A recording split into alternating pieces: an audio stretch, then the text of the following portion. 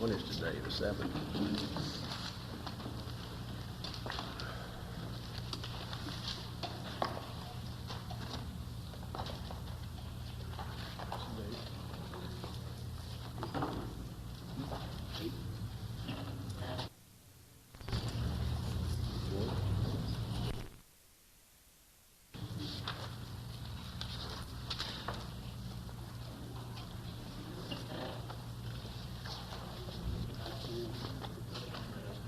Now, were we going to do this in the normal course of things, or were y'all going to have the defense go first? I was going to try to get Mr. Everett out of here since he has to be at court somewhere else. We don't have no objection to having him do it. Well, as soon as the court reporter's ready, let's take him first and get him out of the way. Your Honor, just as a matter of... Pardon? Just to make sure, Mr. Ferguson had identified Charlie Lynch as a witness from the Dallas County Management Examiner's Office, and we're going to submit him as an expert. We just want to know that identifying that he is in the courtroom, we feel that he should be excused from the room based on the fact that his testimony will be as an expert witness. Your Honor, my only problem with that is an expert's allowed in the courtroom when his testimony is going to be based on something that takes place in the courtroom. It's my understanding Mr. Lynch has already formed his opinions. Is there anything he'd hear in the courtroom that would sway his opinion one way or the other? No, sir, but... Well, then he'll need to step back to the witness as room. far as Lisa's and Cavendish's testimony, Your Honor, we would ask that he be allowed to be present during that testimony. For what reason? Because he will be giving opinions. He may give an opinion based upon what she says. And I think the rule allows an expert witness to be present. With the discretion of the court, put him outside. Thank you for your consideration. You're welcome. All right, Mike. Raise your right hand. You swear to tell the truth, the whole truth, and nothing but the truth in the matter now pending before the court, so help you God. Yes, I do. Okay. All right, gentlemen. Your Honor, we do request the rule for this hearing. Are there any witnesses in the courtroom? Anyone that knows yourself to be a witness, or anyone that... Your Honor, I might be a witness on in this particular thing.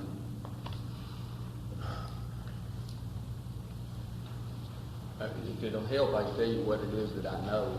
That would help. All right. Your Honor, I was at the police department that day for a period of time. I was there when, well, I wasn't in the room when Mr. Echols asked to see his mother, but I was aware that he'd asked to see his mother, and that after he had seen his mother, then I left.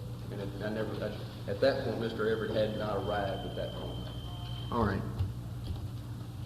We don't have any problems with releasing him from the rule, but I understand he may need to testify. Is that okay, Val? Yeah, that's fine. Make sure no jurors come in. All right, go ahead. Could you state your name, please? Mike Everett. And Mr. Everett, do you practice law? Yes, I practice in Mark Trade. I've been practicing there for 20 years.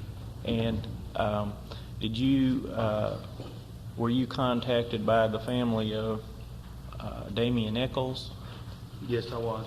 And when was that contact? It would have been May 10th of 1993. A note that I made after I got to West Memphis, where Mr. Echols was being questioned, indicated that the call was around 5:45. I made some notes when I got there concerning the activities that went on there. And that was on the 10th of May, 1993? Yes. And could you tell us what happened after that? After I received the call, I think I was at the office at 5:45, although I may have been home, I don't recall for sure. But I drove directly there, my notes indicated that at 6:20 I asked to see Damien Echols and was refused, as my memory is that was on the main floor of the police station in West Memphis at the main desk. And then the time of 5:45 I think would have been written there in West Memphis and would have been the best estimate that I could make of when I received that call. from Pamela Hutchinson, and And what was the purpose of that call? they were calling me, asked me to come there to do that, to come there to represent him during this questioning. I also have in my notes that she notified the police of my representation at that time. It is my habit, and would have been my habit then, that if I'm to represent somebody, to make all efforts to notify the police immediately that I do. The purpose of that being to stop questioning, to stop all questioning by the police. Okay, and so you were at the front desk. What time was that you first told them that you wanted to see Damien Echols? 6:20 p.m. And did they allow you to see him? No, my note just indicates refused, and I don't recall any more of the conversation than that. As I recall, I was speaking to the person who was the radio operator or the receptionist down there at that time. Was it your understanding that they were taking a statement from him at that time? Yes.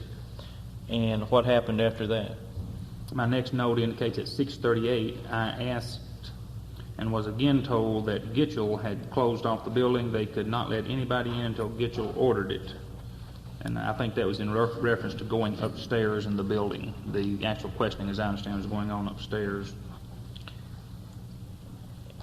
And I proceeded on upstairs. That was at 6, and at 6:20, I was told Gitchell would be with me in a few minutes. And then at 6:38, I have two notes of 6:20. I asked to see Damien Echols and was refused. At 6:20, I was told Gitchell would be with me in a few minutes. At 6:38, I asked and was again told Gitchell had closed off the building. They could not let anybody in until Gitchell ordered it. Then at 6:58, Lieutenant Hester that I talked to, I told Lieutenant Hester I wanted to see my client, and that I was told 35 minutes ago that Mr. Gitchell would see me. Then at 7:20, I spoke to Detective Dabbs and Susan Gitchell, who said that Mr. Gitchell had been told I was here. When I asked if he had been told I represent Echols, she said he was aware of that. And that's the last note that I have. Did they ever allow you to talk with him that evening? Not until they released him entirely from custody. They freed him, and I talked to him then.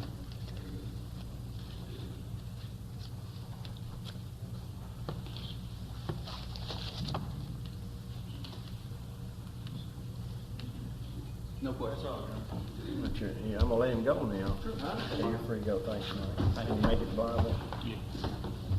All right. We presume that they would have the burden at this point. Call Bill Durham. Call Bill Durham.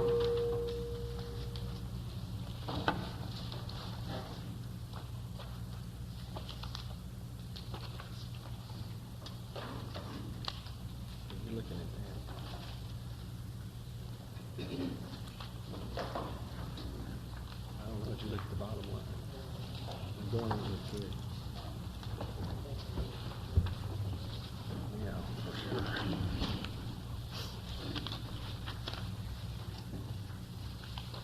That's not even right.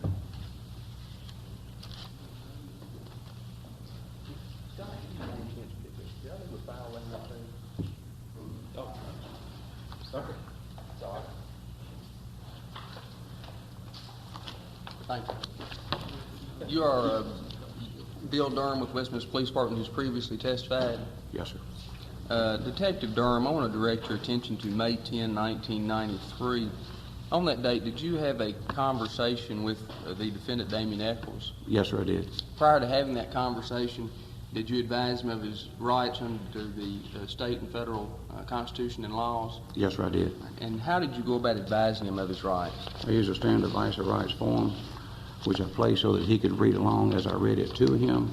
He placed his initial beside each of his rights and signed the release of rights form. You have a copy of that up there? Yes, sir, I do.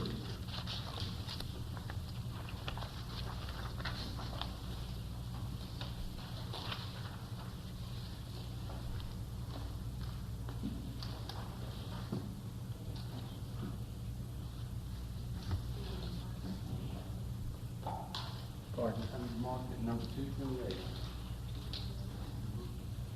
Well, let me show you what's marked for identification purposes. It states Exhibit 228 and ask if you can identify that. Yes, sir, this is advice of rights form, which I filled out, which Damien Wayne Echols signed, and I also signed as a witness. All right. And what time did you advise him of his rights? 1:40 p.m. All right.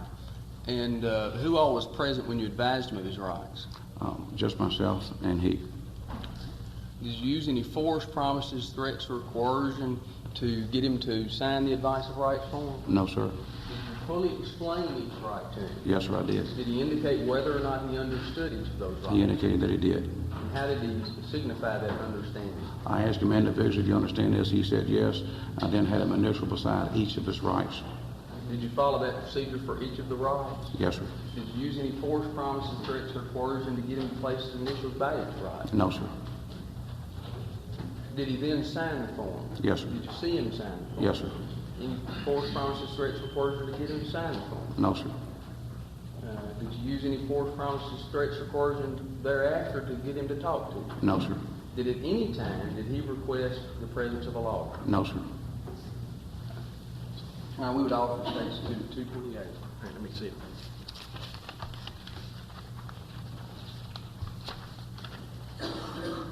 No objection.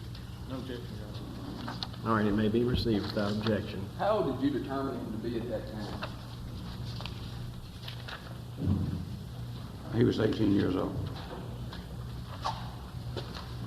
You want to keep this separate somewhere?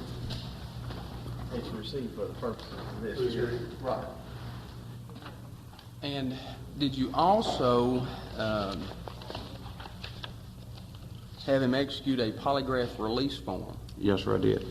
All right. The record should reflect that this is out there in the presence of the jury. This is 229. I want to show you what a mark for identification versus the state's exhibit 229. Ask if you could identify that. Yes, sir, this is a polygraph examination release form, which I filled out, signed by Damien Wayne Echols, and witnessed by myself on May 10th, 1993. Did you use any force, promises, threats, or coercion to get him to sign that form? No, sir, I did not. Or to take a polygraph examination? No, sir, I did not. And we'd offer 229. No objection. It may be received Yeah, without for this objection. Pardon? For this hearing. Now, after having the polygraph release form signed, did you then conduct a polygraph examination? Yes, sir. All right. And when was the first chart completed?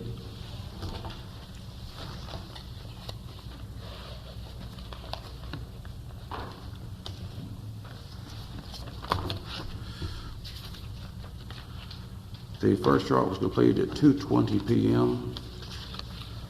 All right. And how many charts in all do you do? I did 3 charts. All right. And when was the second chart completed? It's blurred on here, I can't read it. All right. It's blurred on the edge there, I can't Okay. read the ending time on the second All right. chart. How about the third chart? The last chart, third and last chart was completed at 2:34 p.m. 2:34 p.m.? Yes, sir. All right.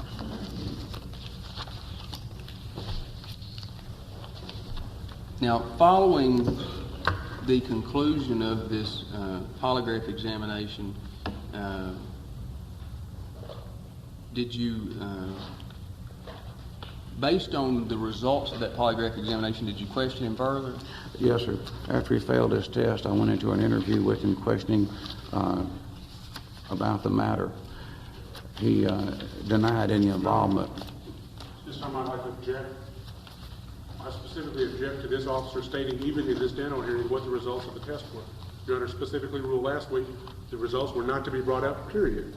This officer, even at this Denno hearing, even though it's out of the presence of the jury, mentioned the results. We object to that. We don't want the officer to blurt that out when the jury comes back again. We The object to results it. of the polygraph are not admissible. This is a hearing out of the presence of the jury. Then they're not admissible at this hearing either, Your Honor, and I object to this Well, I'm officer not stating going the to give them results. any concern. Just pass on over them. Okay. All right. Following the polygraph examination, you said that you began the interview, the post-test interview? Yes, sir, I did. All right. And during the post-test interview, first of all, did you use any force, promises, threats, or coercion to get him to talk to you in the post-test interview? No, sir, I did not. All right. And did you use any force, promises, threats, or coercion to get him to talk to you in the post-test interview? No, sir, I did not. All right. And did you use any force, promises, threats, or coercion to get him to talk to you in the post-test interview? During that interview, what did he tell you? After we talked for approximately 45 minutes, he made the statement, "I'll tell you all about it if you let me talk to my mother." Okay. And thereafter, was he allowed to talk to his mother? Yes, sir, it was. All right. And then after, you recall what his mother did when she came in the room? Were you present, first of all? I recall part of the conversation. She talked with him probably for about 5 minutes. Okay. And after she talked to him, would he talk to you further, or would he provide? Did he go ahead and tell you, like he said that he would, tell you all about it? No, sir, he didn't. After his mother left, he again denied any involvement in these murders. All right. And then following that, did other officers talk to him, interview him? I wasn't present when other officers talked with him. I can't swear. Okay, one you don't way or the know other. one way or the other? Okay. I don't have any further questions. What was the time that you were through with your interview and conversation with him? I know you said it, but it slid by me. Probably around 3:30, Your Honor. So you'd already conducted your interview, done your polygraph and all that, and he was gone? Yes, sir. At the time he made his statement, it's going to be approximately around 3:15. We talked Okay. another 15 minutes. I'm going to put the time around 3:30 when I was through with him. All right. Anything else, gentlemen?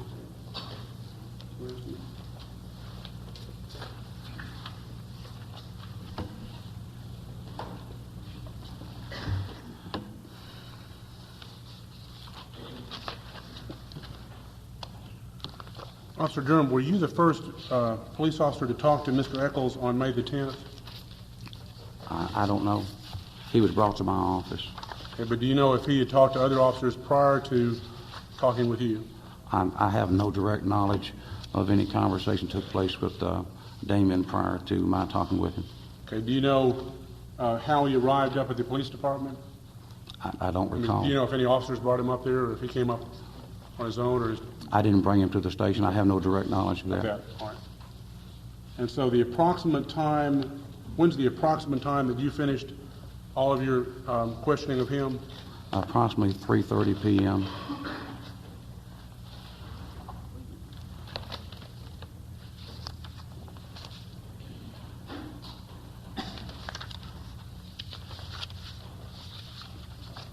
All right, to kind of divide up the,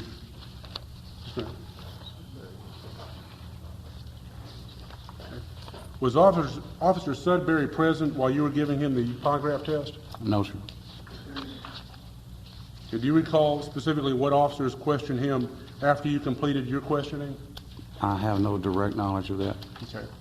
If I can kind of divide up the time periods if I could sort of break it into 3 different periods of time that you talked to him, if we consider the test portion the middle, and before that, the pretest, the first part, and then after the middle, the third part. You understand what I'm talking about? If we could divide those 3 periods of time. Okay. Okay. Now, during the pretest, or the first portion of that, how long did that part last?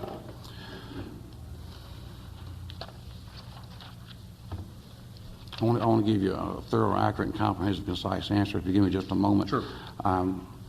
If you need to refer to your documents, go ahead. Yes, sir.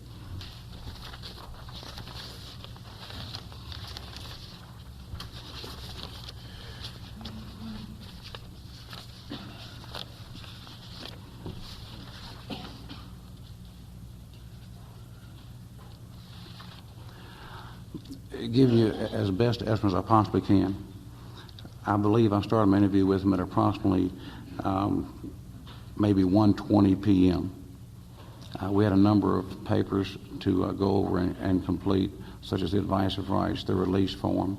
I tried to be very careful and thorough and make certain that he understood. I even explained words that I thought he might have a problem with, such as duress or coercion. I explained to him that was pressure or force. It was not a hurried interview. For that reason, I want to be very careful with him. So I'm going to say that probably I spent maybe as much as 50, 55 minutes before I did the first polygraph chart, formulating the questions, explaining the conduct of the test, instrumentation, trying to answer all those questions as best I could. All right, prior to, it previously testified that the rights form that he signed was signed at approximately 1:40 p.m., and the first chart was completed at 2:20 p.m. There was a time period, I think you call it the pre-test interview. Yes, sir. Where you discussed with him, and during the pre-test interview, he denied having committed these murders. Is that correct? That's correct. All right. Do you know approximately how long the pre-test interview part lasted, or do you consider going over the polygraph forms and the questions? Is all that considered the pre-test interview? Yes. All right. So the pre-test portion, that would have been the first portion. The middle portion would have been the test itself, and then at the conclusion of the third test, I think you indicated you talked to him for approximately another 45 minutes. Correct. Okay. And during that 45 minutes, he continued to deny his involvement in this crime. Is that correct? Not completely. There was a period of time when he stopped answering. All right. Well, the report that we have says during the post-test interview, the subject denied any involvement in this crime. Is that the language on your report? That's correct. And is that accurate? Do you want me to read the report? No, sir. I want you to answer my question, please. This is the statement that says on the first line of your report. I'm asking you, is that accurate? If you'll read, yes, the first sentence is correct. All right. All right. So during this 45-minute period of time, he denied his involvement in the crime. If you'll read on, you can see where it said, I wrote that he ceased to deny his involvement after a period of time. All right. And you're aware that the judge on Thursday ruled that your conclusion that he ceased to deny his involvement, so it's an admission through absence of denial, that does not meet any test in Arkansas law or under the U.S. Constitution.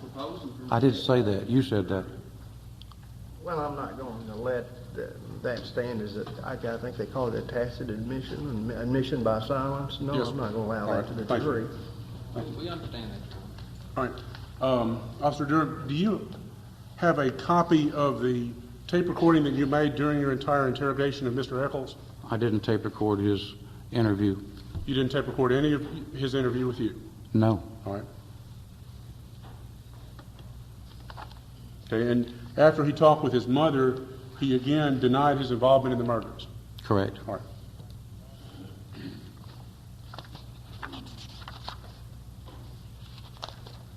All right, besides the one-page typewritten report we have, do you have any other notes concerning specifically all the questions that you asked him and all the denials he made during this approximate 2-hour period of time that you talked with him?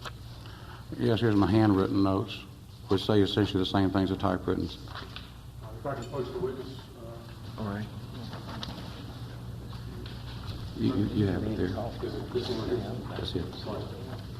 And so you have one page of handwritten notes, and this summarizes the pre-test conversations you had with him plus the 45 minutes you had after the test. Correct.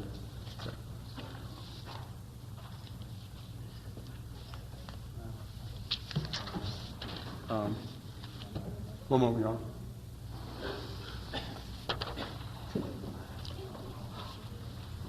No other questions this time, Your Honor.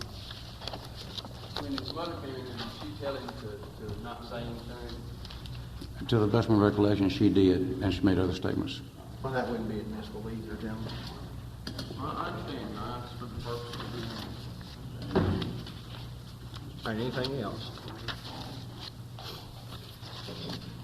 Not of this witness, Your Honor,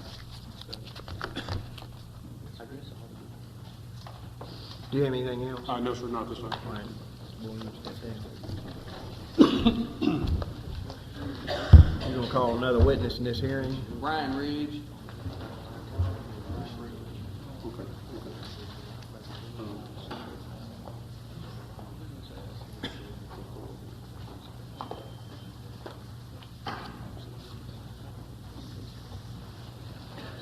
Right down zone.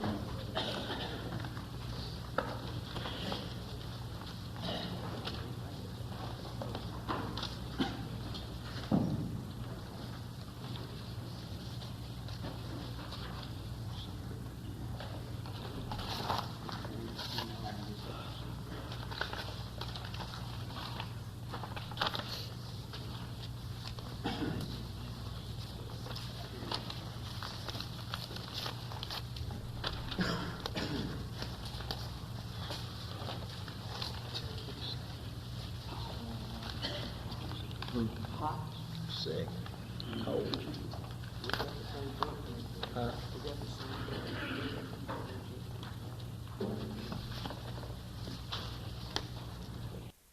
An officer of the court, and I should be That's not necessary, Judge. fine.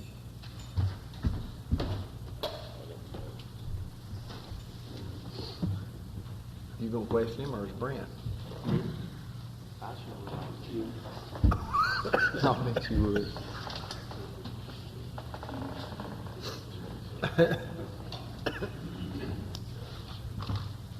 Can't miss this golden opportunity.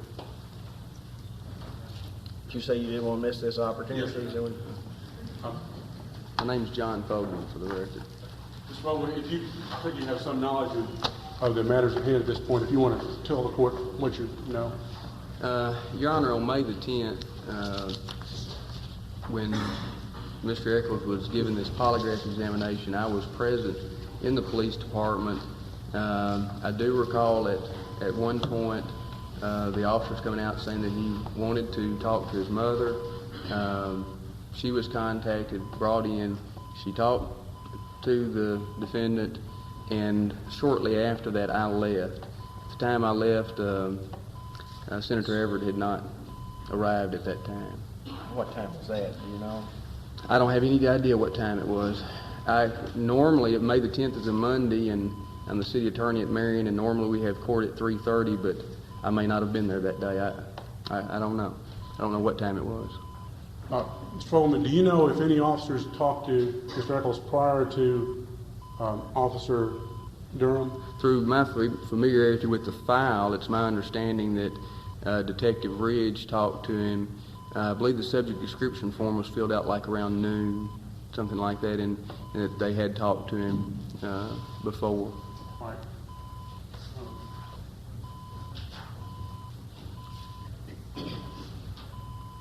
Do you recall, offhand, if this would have been Detective Ridge and also Lieutenant Sudbury? I believe he's listed on the form. I don't have any personal knowledge of it. Okay. Would that have been, I know there was a series of 32 questions, a questionnaire that was filled out, I think was asked of numerous suspects in this case. It's my understanding that was part of their question. Of their question, all right. And then do you have any personal knowledge of who may have talked to Mr. Echols?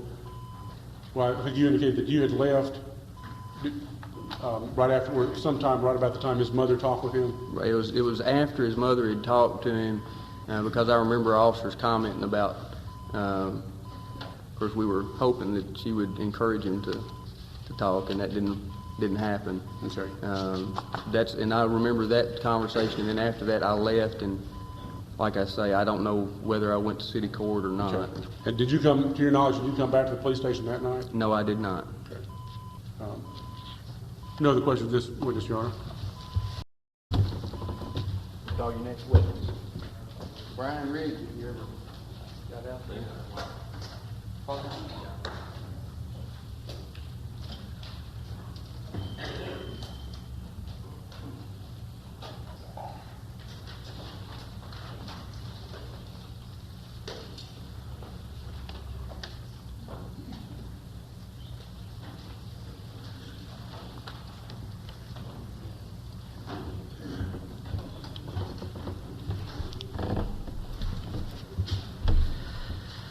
You're Bryn Ridge of the Westwest Police Department? Yes, sir. Detective Ridge, I want to direct your attention to May the 10th, 1993. On that date, did you have some contact and some conversation with the defendant, Damien Echols? Yes, sir, I did. And approximately what time did you have contact with him? Do you have the subject description? No, sir, I don't.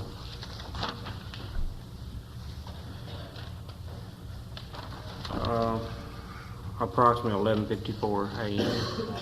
And is that the first thing you do, fill out the subject description form? Yes, sir. All right, and who else was present when you talked to him? Lieutenant Sudbury. During the time that you talked to him, was any force, promises, threats, or coercion used to get him to talk to you? No, sir. And in the, were you and Detective Sudbury kind of an interview team? Yes, sir. All right. And what is your information as to how Damien got to be at the police department? My understanding is that his mother brought him up there. During the course of your interview with the defendant, any force, promises, threats, or coercion ever used? No, sir. I don't have any further questions. Anything else? Yes, sir, I've got.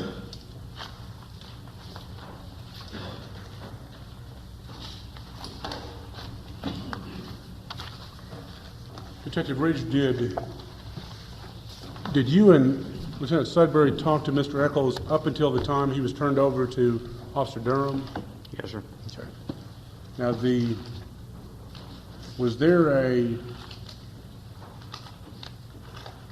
standard form of, I believe, 32 questions, a questionnaire that had been filled out, or that y'all had compiled earlier, that you were asking many suspects in this case? Yes, sir. Okay. And was one of the things that you and Lieutenant Sudbury questioned Mr. Echols about, you went over these 32 questions and wrote down his responses? Yes, sir. Okay. In addition, were there some notes that you were writing, I think it's probably in longhand and maybe on legal length paper? Yes, sir. Okay, if I could approach the witness, Your Honor, see. Yes. Send one to this. They're about 4 pages long. That's correct. Yes, sir. All right, and then after these were, I guess, the notes that you were taking as you questioned him? Yes, sir. All right. And at the conclusion of this, or at some point later in the future, did you go back and write your answers on an investigative report form? I believe this is a form with lines, and essentially, this form here, the report form, was not a second interview. It was, you basically took the information from here, from your longhand, and kind of. These notes were to refresh my memory in order to write this report as a rough draft of the interview. Then there was another draft of that interview. All right, and was that a typed version? That's correct. Yes, sir.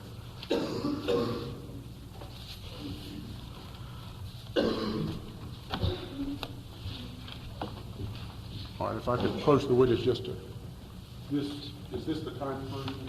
Yes, sir, it is.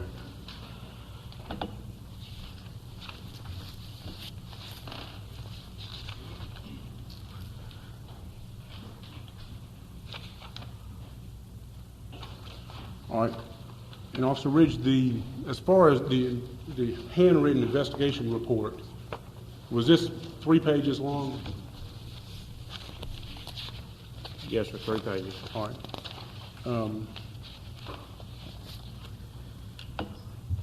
If I could approach the witness, Your Honor, just look at that for just a second. Are there any admissions or statements in his that, you're saying Your Honor, yes? we consider yes, sir. All right, go ahead.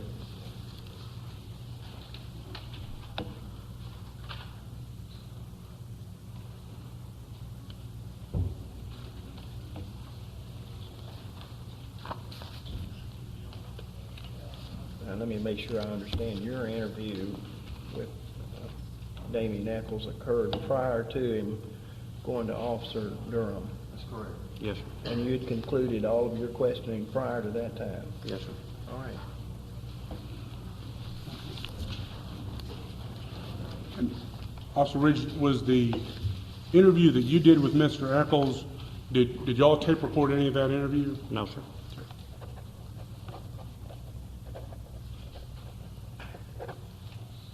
Okay. Did you have Mr. Echols review your notes and sign at the bottom of them at the No, conclusion of the interview? No, sir.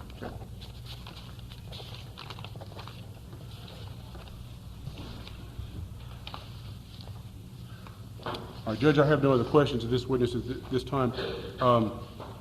There's one thing I need to talk to the prosecutors about just briefly. Okay, are there any other witnesses in this hearing? There's, as far as the statement given to Detective Ridge and Sudbury, Officer Sudbury has not made it here yet, and we're not even planning on putting Detective Ridge on that statement this morning. Later, we would like to supplement All right. the Denno hearing with his testimony later. That'd be fine.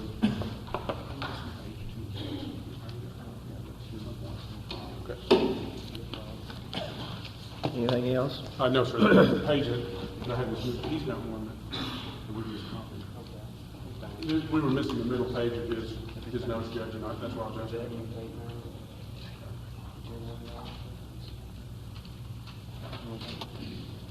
I'll read it for right now.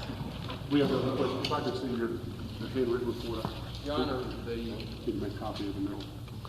Mr. Echols was talked to by, I believe it may have been Detective Gitchell and another person after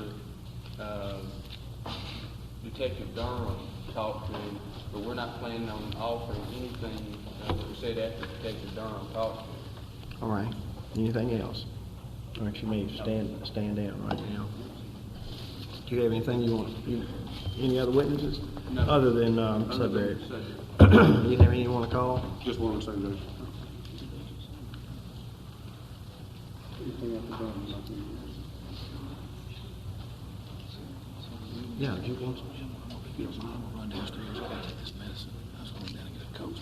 There's some water, the fresh water with ice right there if you want it. But you can do that if you want.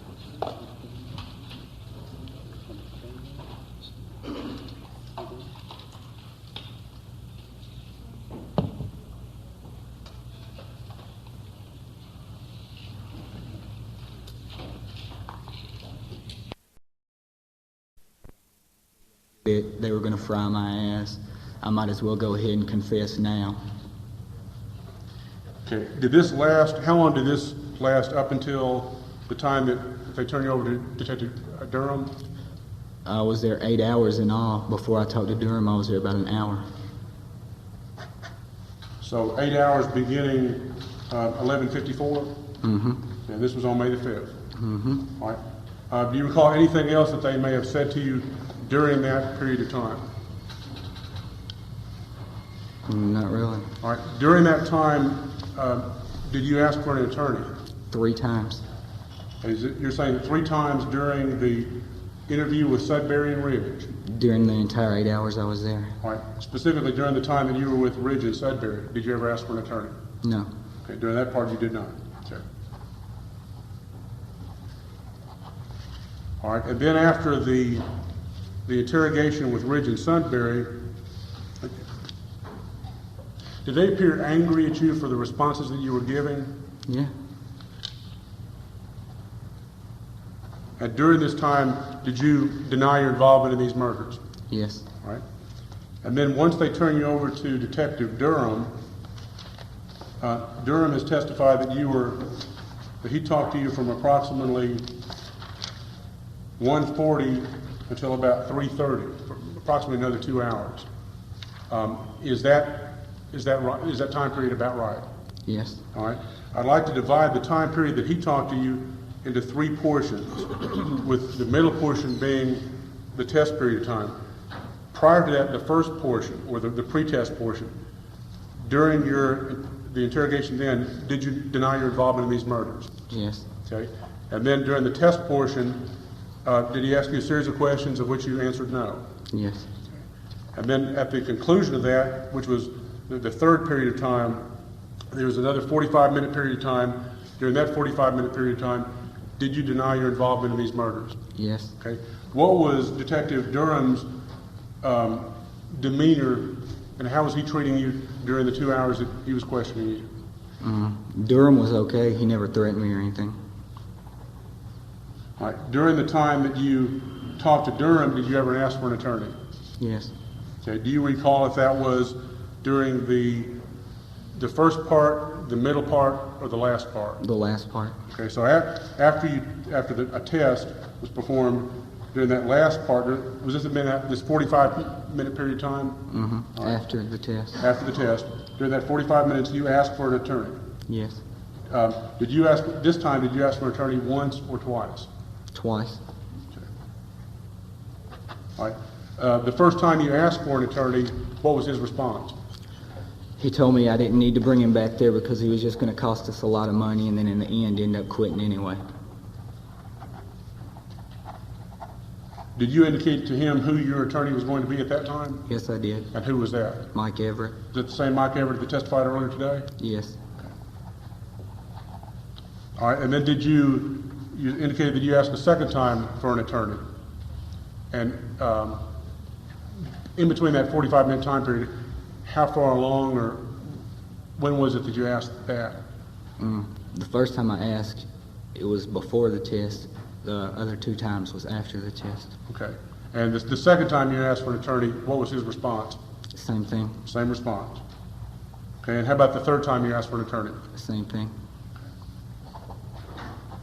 Okay. At any time, did he ever say he would stop the questioning and let you talk to Mike Everett, your attorney? Yes, he did. And when was that? After the test. Okay, after the test, he said he would stop and let you talk to Mike Everett? Yes. Okay, but did he allow you to do that? He left the room and came back and said he was gone. Okay, during the 2-hour, well, let me back up. During the 2-hour time period between Ridge and Sudbury, we're questioning you. Did they ever tape record there? No, there was a tape recorder sitting there, but they would not turn it on. Okay, and how about during the time that Officer Durham talked to you? Nope. Did he ever have a tape recorder running? All right. Towards the end of the 45-minute period of time, did you make a statement to Detective Durham that I will tell you all I know if you will let me talk to my mother? Yes, I did. Okay. And then at that time, did they allow you to talk to your mother? Yes, they did. Okay. Once talking with your mother, what was your response to the officers at that point? I told them I did not do it. Okay. Okay, and then later, did Detective Gitchell talk with you? Yes. Okay, now, the state has indicated that they will not be bringing up any of the conversation with Gitchell. So I think that, okay, that's any questions? No other questions at this point, Your Honor.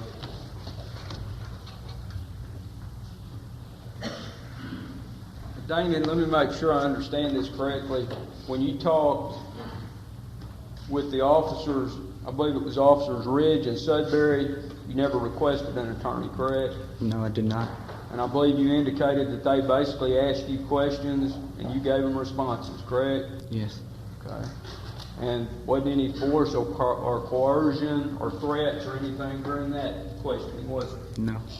And then you indicated with Officer Durham that he advised you of your rights, and you're an intelligent enough individual, you understood those rights correctly? Yes. And he didn't have to, did he go back and explain some of the more complicated ones? Yes, he did. Okay, but you knew what he was talking about, you understood what your rights were? Yes, I did. Okay. And you agreed to waive those rights and to talk with him, correct? Yes. Okay. And he then administers a polygraph or a pretest questionnaire, right? Asks you Yes. some questions. Nothing involuntary about that, correct? No, there wasn't. Okay. Then he administers a polygraph test, correct? Yes. And you had agreed and even signed a consent to take a polygraph, correct? Yes. Okay. Nothing involuntary at that point. No. Now, it's my understanding from your testimony that you said that you asked for an attorney during the third portion of Durham's interview. And you said that Durham said there's no sense in bringing him back here. Okay. Was it your understanding at that point that Mr. Everett, your attorney, was in the building? I wasn't sure if he was there or not yet, but I knew he was on his way. Okay. And this is at approximately 3 o'clock in the afternoon? I think so. Okay. What information did you have that indicated he was on the way? My mother. Okay. And the officers never prevented you from talking with your mother, did they? They did the first time I asked, second time they brought her. And at what point in this third stage of the interview is it that you say you requested an attorney? It was after Sudbury began to cuss me. Okay. Well, the third stage of the interview, okay, so it was after Sudbury's in the room Yes. that you requested an attorney? After he was finished. After Sudbury was finished? Yes. Okay. So it That's was the first time you asked for a lawyer, is that what you're saying? No, that was the second 2 times. Okay. Well, the first time you asked for an attorney was at what point during this third stage of the interview with Durham? First time I asked was the beginning. The beginning of what? The first stage. With Durham? Yes. You're now saying that when you first went in there to take the polygraph exam, that at that stage you asked for an attorney then? After he started telling me that he knew I was lying anyway, so Well, that's after the test was administered, correct? I think so. Well, you know, you're testifying, you sworn under oath to tell the truth. Do you know when it was during that you're alleging that you asked for an attorney? I don't know what time it was, no. Do you remember what phase, whether it was in the first part of Durham's examination or questioning, or was it the latter part? It was either in the end of the first part or the beginning of the second part. Well, earlier when Mr. Price talked to you in direct examination while you've been on the stand, you indicated that it was in the third phase of That's when Durham. I asked the second time. Well, you indicated earlier that that was the first time you had requested an attorney, was in that third phase of the questioning by Durham. Is that accurate or not accurate? Or do you Not remember? accurate. So now it's your testimony that you asked for it earlier than that. The first time. And what was his response? That there was no need to bring him back there because he was just going to cost me a lot of money and then leave anyway. Okay. And so you understood from his response, no need to bring him back there, that he was present, that he was there at the courthouse, or at the police station? That's what he told me. That's ready to go. Call your next witness. Call Ralph Turbyfill.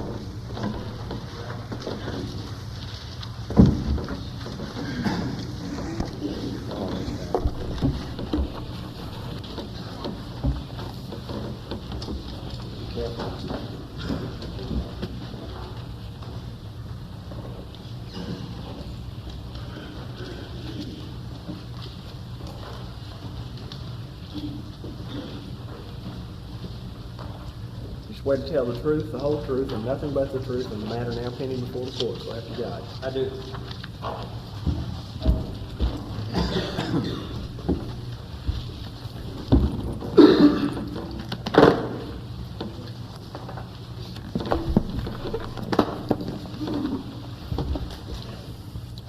Would you state your name and occupation for the jury? My name is Ralph Turbyfill. Last name is spelled Turbyfill. And what's your occupation? I'm the Chief Latent Fingerprints Examiner for the Arkansas State Crime Laboratory at Little Rock. In the course of your duties with the crime laboratory, did you have an occasion to examine a number of items in the case where the victims were James Michael Moore, Stevie Branch, and Chris Byers? Yes, I did. And specifically, is one of the, I want to hand you State's Exhibit 7, ask if you recognize that item. It's an envelope bearing a laboratory case number, my initials where I sealed at the bottom.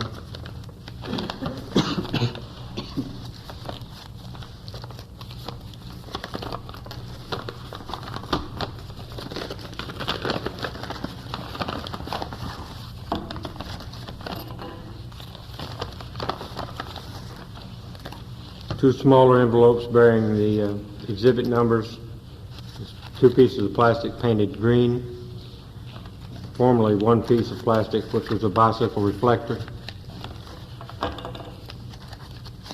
the other one, and a small toy sheriff's star. Does it say Mike on it? Pardon? Does it say Mike on it? Yes, it does, and it also on the back side it has my initials and case number. And did you examine those items and other items for latent fingerprints? Yes, I did. And what were the conclusion of all your examinations? The examinations that I conducted on items submitted to me to our laboratory by the West Memphis Police Department, there were no latent fingerprints of value for identification, and in most cases there were no latent fingerprints detected at all. Now, what is the effect, Your Honor, we would offer State's Exhibit 7. All right, it may be received. What is the effect of water on a latent fingerprint? To start with, latent fingerprints are a composite of the chemistry that comes through the sweat pores on the hand, which is 98% water, 2% fat, salt, and other body chemistry. So latent fingerprints, which are invisible, are 98% water, and if you put that 98% water in water, it dilutes it where it's not detectable. I also want to show you,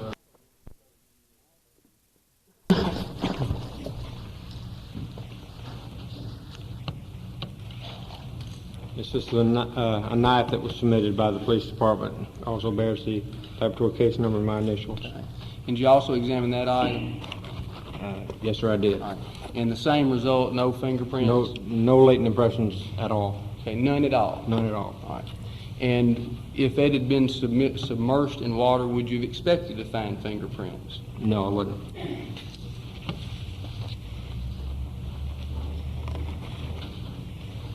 I also want to, in your State's Exhibit 53, ask if you could identify that item.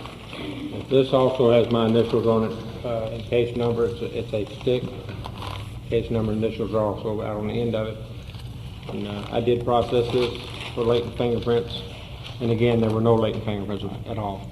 Were there any other tests or examinations you did on that? I did run all of these items.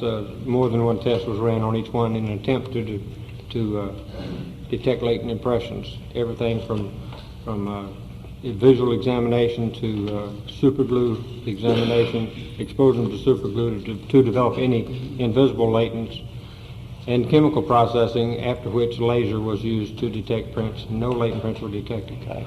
Now, did you do some kind of test related to amino acids or something? Right, that's the chemical test on wood, unpainted wood and paper, cardboard items.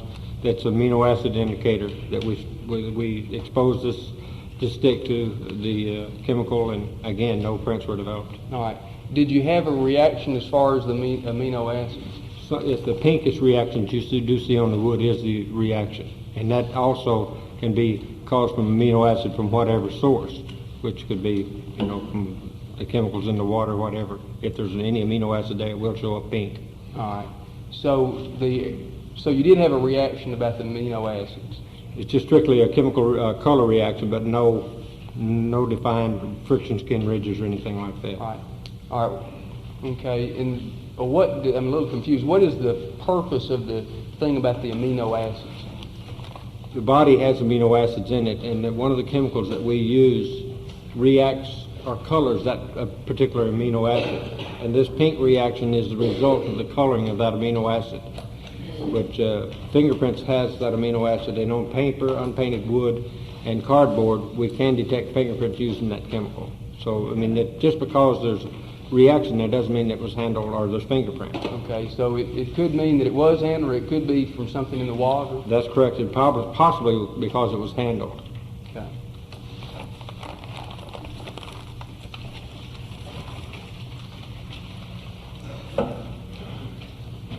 I don't have any further questions.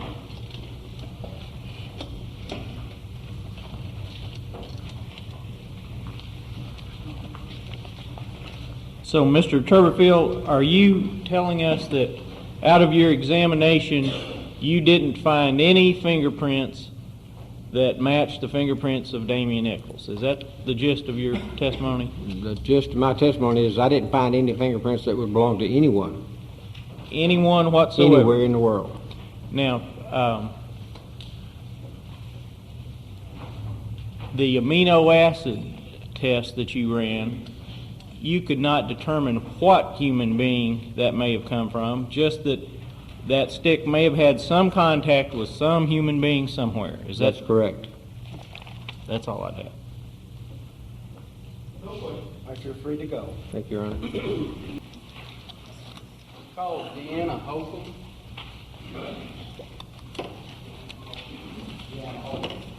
Your Honor, she's requesting not to be filmed. This witness has requested that she not be filmed. All the way up here, please.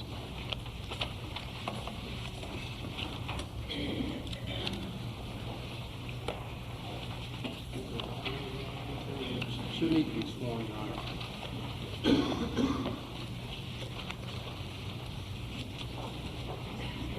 Raise your right hand and be sworn. You swear to tell the truth, the whole truth, and nothing but the truth in the matter now pending before the court, so help you God. John, take that box down.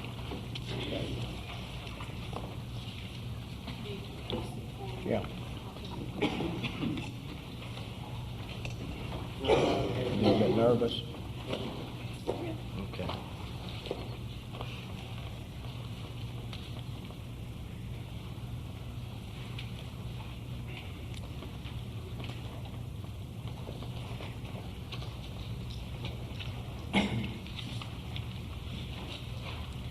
Would you state your name and what town you live in for the jury?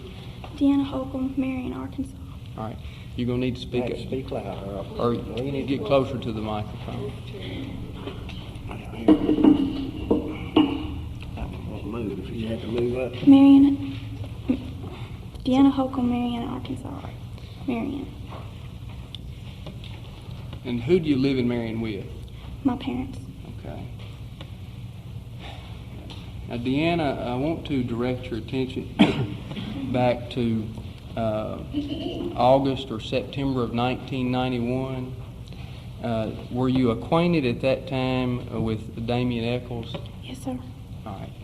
And what was your relationship with him at that time? We went together. Okay. And how long did y'all go together? About 9 months. Okay.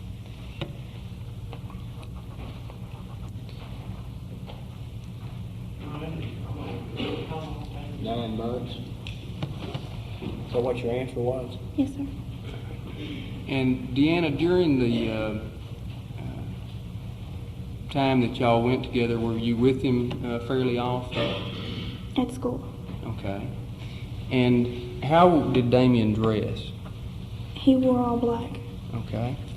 And did he ever wear any particular type of coat? A trench coat and a leather jacket. All right.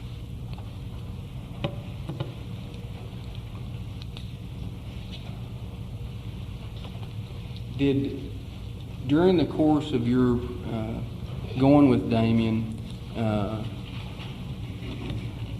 did he have any particular friends that in particular?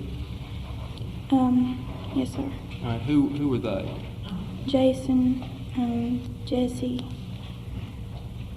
Joey Lancaster, and some other people. All right. Your Honor, I'm having a hard time hearing.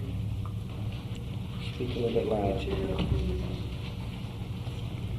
I didn't understand the last name. Joey Lancaster. Is that what you said? Yes, sir. All right. And you said Jason. Who are you referring to? Jason Baldwin. All right. And you said Jesse. Miss Kelly. Okay.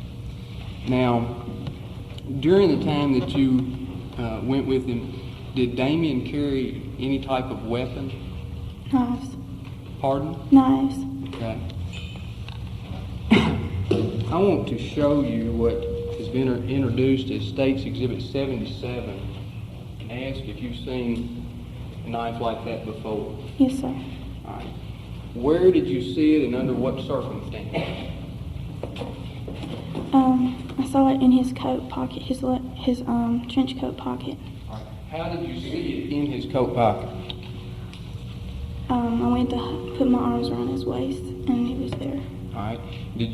What did you do after you found it there? I took it out to look at it. Okay. And was it a knife like that? Similar, yes, All sir. right. What if anything was different about the knife that you pulled out of Damien's pocket? It had a compass on the end. On the end? Okay. You're talking about right here? Yes, sir. I don't know if the jury saw that. Would you point to the area where the compass was? Right there.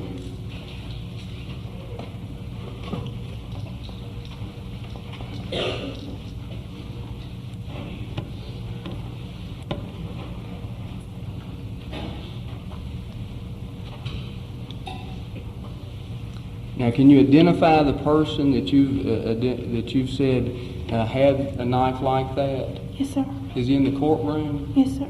Would you point him out for the jury? Right there. Which one? The one in the black sweater. Your Honor, may the record reflect the witnesses identified the defendant. It may so reflect.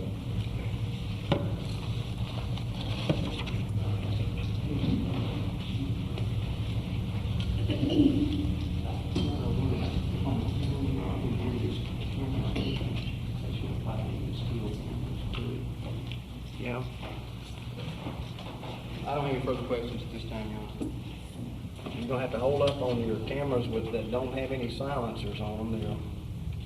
Your Honor, what I'm talking about, we requested that she not be. Well, yeah, was any photographs made of this witness? No, sir. Oh, okay.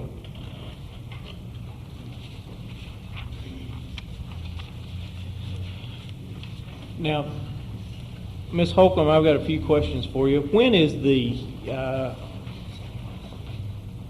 were you going with Damien? During school at 1991 to 92. 1991 To 92. to 92? When in 92? When is this 9-month period that you're talking about? The beginning of school to the end of school. Beginning of school to the end of school, would that be May of 92? A little bit before. Now, you haven't been around Damien since May of 92, have you? No, sir. Haven't been around him at all, is that Yes. correct? Yes, sir. And so what you're talking about today is something that you are saying happened back in somewhere in 91 or 92, is that correct? Yes, sir. Now, I believe you mentioned that Damien wore some black clothes. You wore black clothes too, didn't you? Yes, sir. Okay. Now, back when you were going with Damien, he had a knife collection then, didn't he? Yes, yes. And had lots of different knives. Yes, sir. And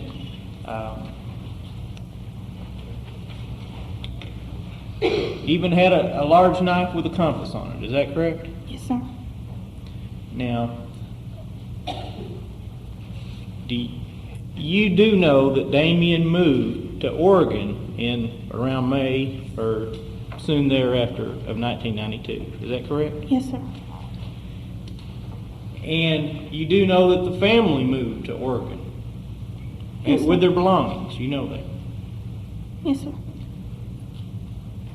But you have not seen him since May of 92. Is that correct? I mean, you haven't been with him, or you may have seen him out somewhere, but you haven't been with him, talked with him, have you? No, sir. Okay. Now, so the family, do you have knowledge that the family later moved back to Arkansas from Oregon? Yes, sir, I do. You don't have any knowledge of whether Damien moved his knife collection out there or whether he brought it back, do you? No, sir. Okay. And this particular knife, you're not trying to tell this jury that this is Damien's knife, are you? No, sir. You're just saying it may look something like that. Yes, sir. How long was the knife that Damien had? About that long. What was the brand name of it, do you know? I don't know. And did you see it on more than that one occasion? I don't remember. Okay. But as far as you can remember, it's that one time that you put your arms around him. Yes, sir. Okay. Now, I believe when Mr. Fogleman asked you, you said that that knife was similar. Is that correct? Yes, sir. Okay.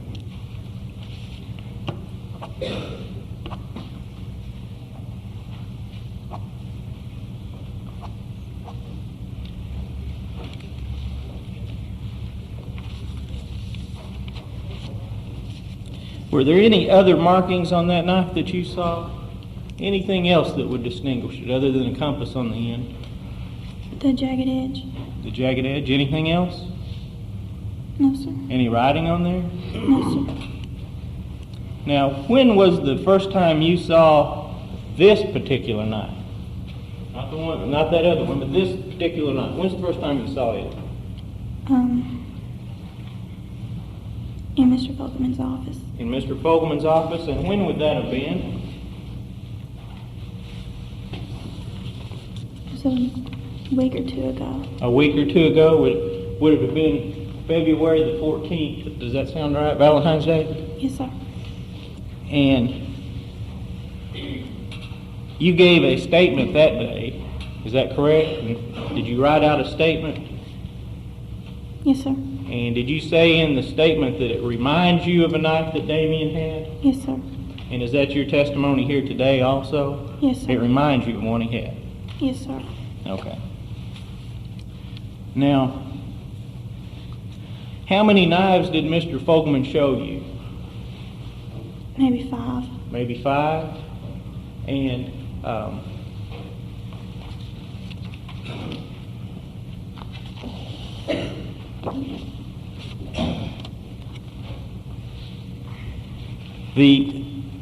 one second.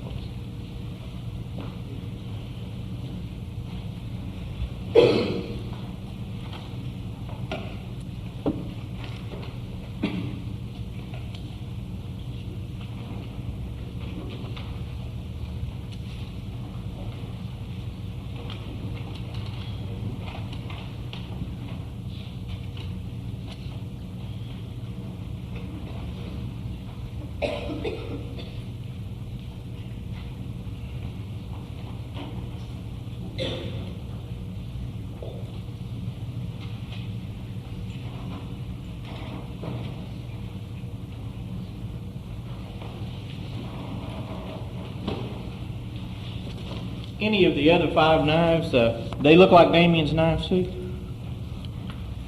They look similar. They look similar too. And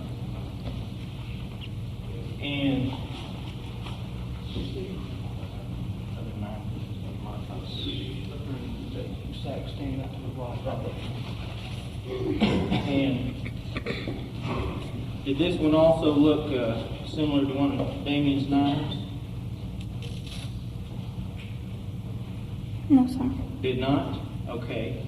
Now the other ones, are you saying that they look similar to one of Damien's knives? Yes, sir. Which one was it? Or describe it for us. One had a golden handle. Now, let's go back to this large knife. Where did you say that it was when you saw it? In his trench coat pocket. In his trench coat pocket? Yes, sir. Was he holding it, or did you just discover it when you hugged him? Just when I hugged him. Was it tied on in any way? No.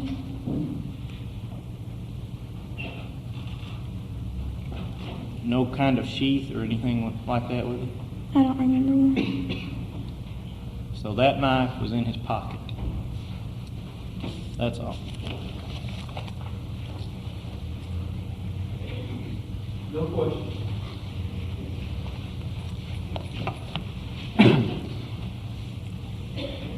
Deanna, was it unusual for Damien to have a knife? No, sir. And did he ever tell you anything about why he carried the knives?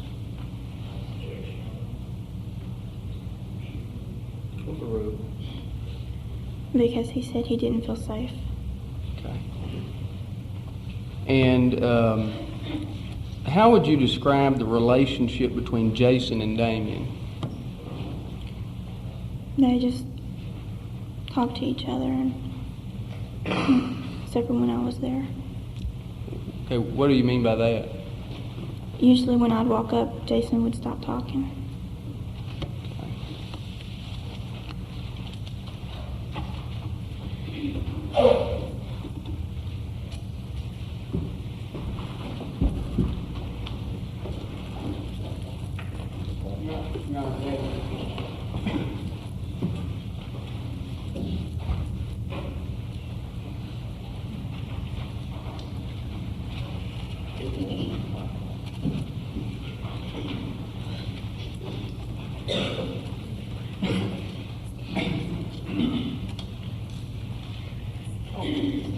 Then I did recall what I wanted to ask you.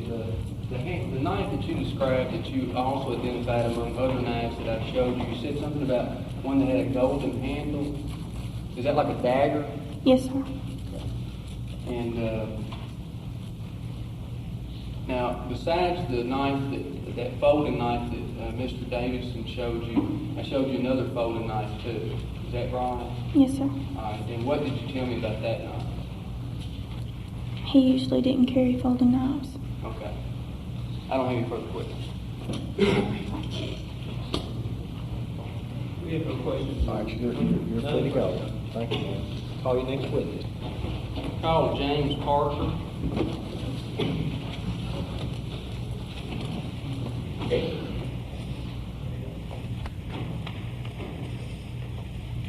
Your Honor, may Ms. Holcomb go home? She's free to go.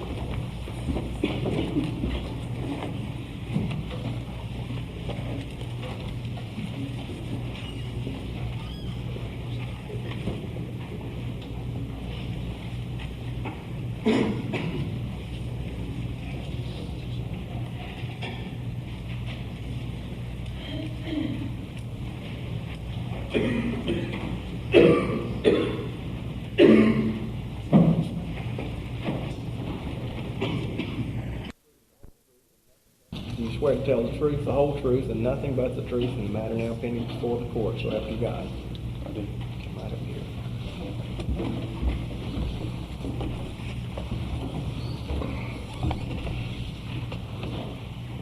Would you state your name and occupation for the jury?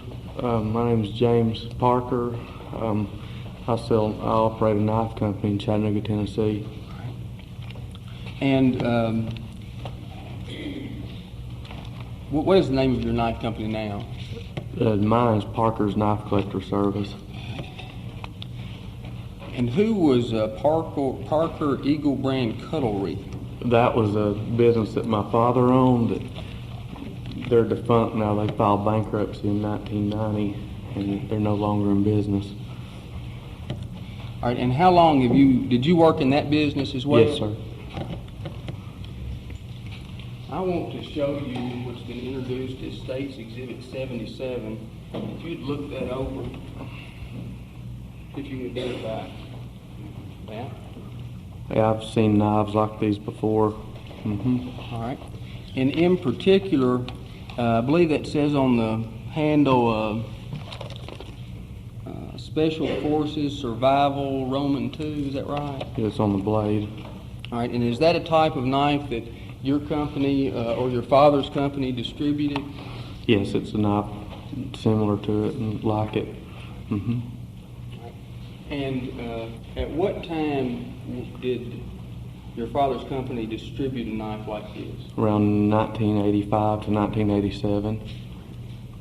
That was during the big Rambo craze? Yes, or other companies, that knife, other companies had them made just like it. It's a generic type knife. But your company did distribute one like this? Like that one. All right. And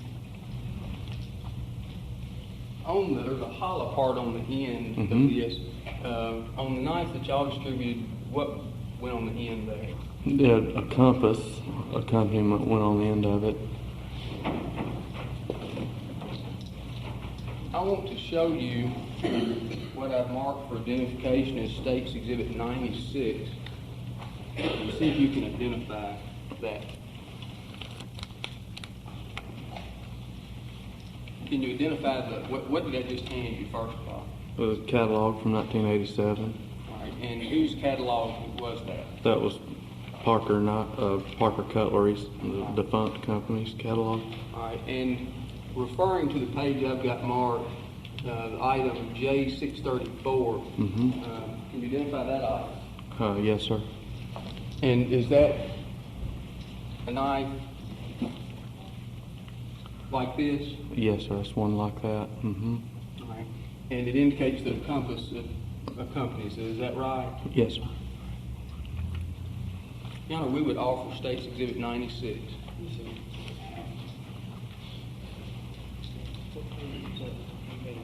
Yes, I've got it marked. Just want to take a look.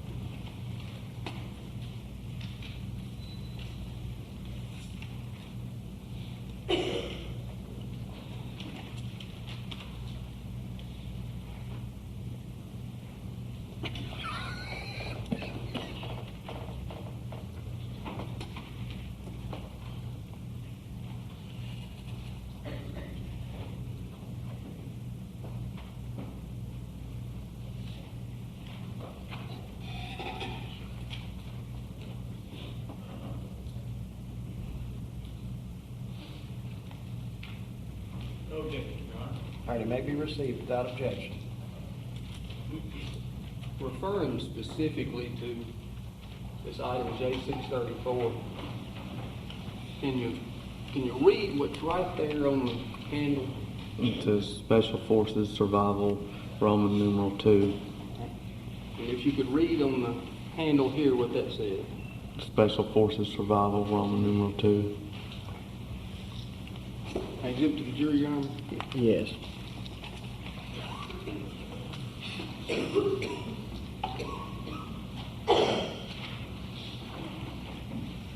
I don't have any further questions, Your Honor.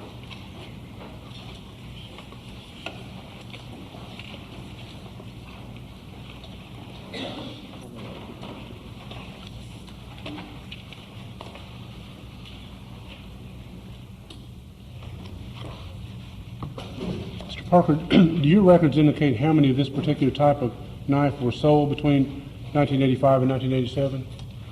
No, that the company that that had that knife manufacturer or ones like it is out of business now.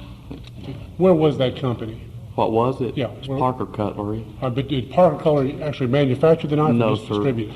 No, so they distributed a knife like that one. They might not have even distributed that same one. Okay. It's a generic style knife. Okay. Do you know who actually manufactured this particular knife? It was a manufacturer in Japan. Okay. All right, would they have manufactured this knife and also other knives similar to that? Yes, sir. Okay. Do you have any knowledge as to specifically how many of these particular knives were manufactured by the company in Japan? No, sir. Okay. And it was the former Parker company, were they the only distributors of this knife in the United States, or were other companies? Other companies also distributed knife. Okay. Do you know approximately how many other companies distributed this particular type of knife? Not an exact number. Okay. Do you have an approximate number? 5 or 6. Okay.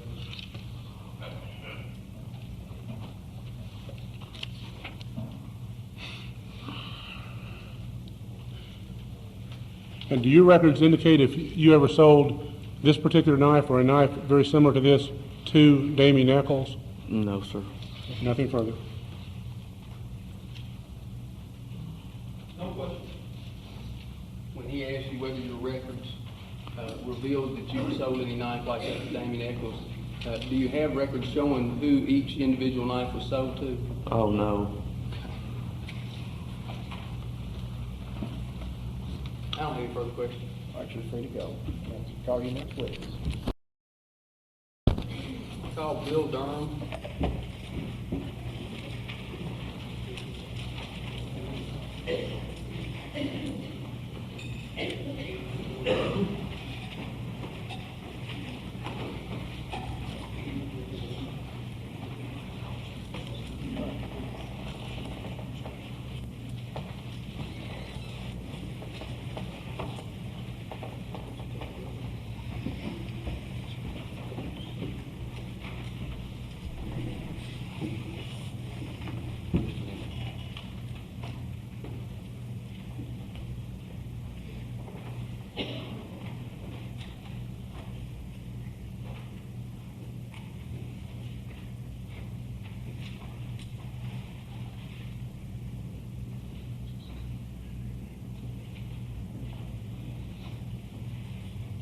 All right, ladies and gentlemen, you're reminded of the previous instruction that the court had given you that you should consider the evidence in this case separately for each defendant. All right, you may proceed.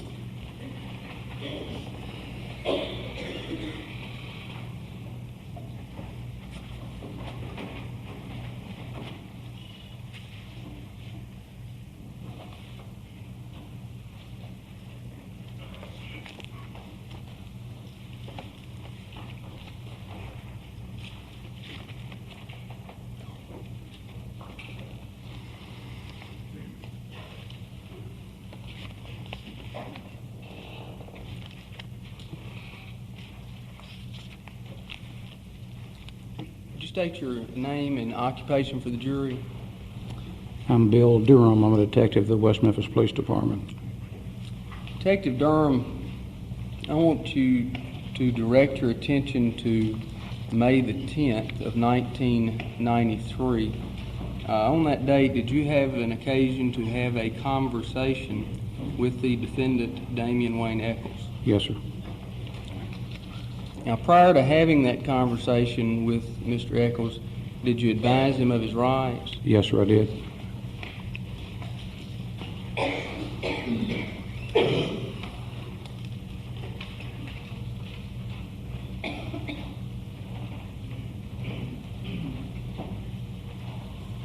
want to hand you what I've marked for identification purposes in State's Exhibit 97. I ask if you can identify that. Yes, sir. This is advice of rights form, which I filled out on May the 10th, 1993 at 1:40 p.m. There's the 5 rights are initialed by the defendant, is signed by the defendant, and witnessed by myself. Use any force, promises, threats, or coercion given to place his initials by each writer and sign the form? No, sir, I did not. Your Honor, we would offer State's Exhibit 97. It may be received. No objection. Without objection. I exhibit to the jury, Your Honor. Yes.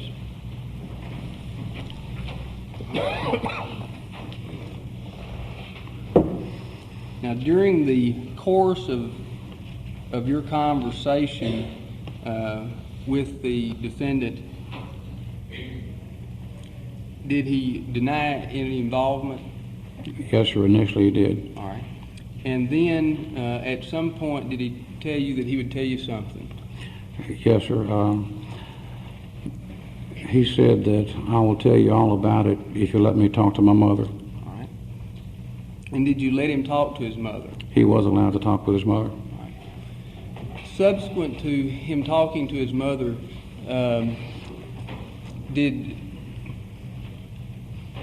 was anything of substance obtained after that? No, sir. I don't have any further questions.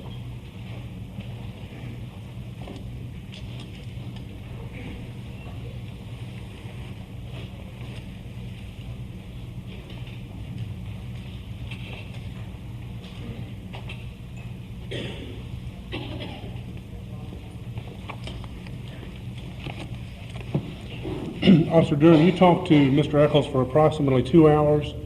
All total, that's correct. Right.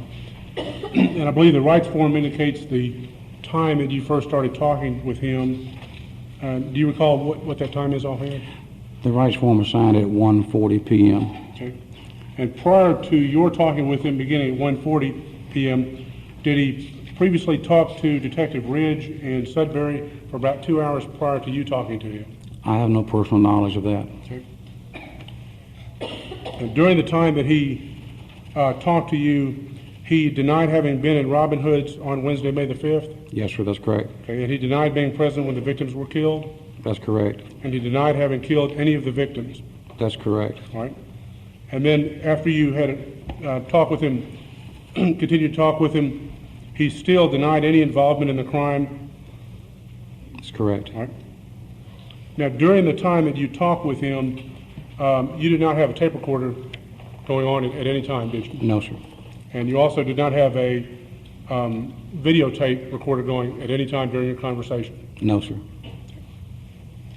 Okay, and then at the, you indicated that he made the statement to you, I will tell you all about it if you will let me talk to my mother, and then you indicated that he talked with his mother.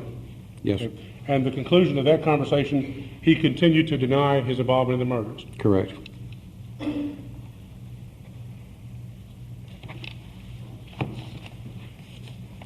All right, Officer Durham, on May the 29th, did you show a group of photographs to an Andrew Harris and a Wyatt Jackson who worked at the Blue Beacon truck wash? I don't recall that You don't without recall. refresh memory about the notes. All right.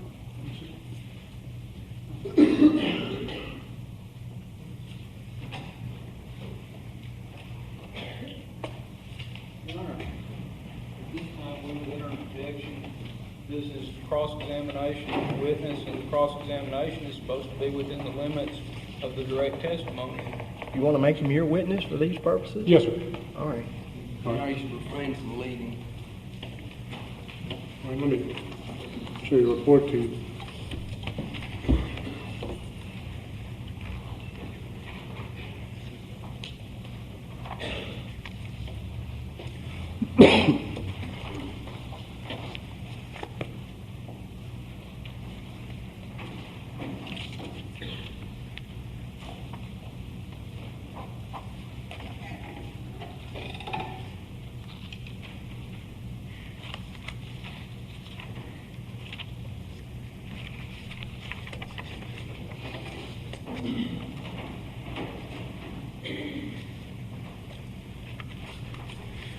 These are my notes. All right, and you've had a chance to look at the notes and refresh your recollection?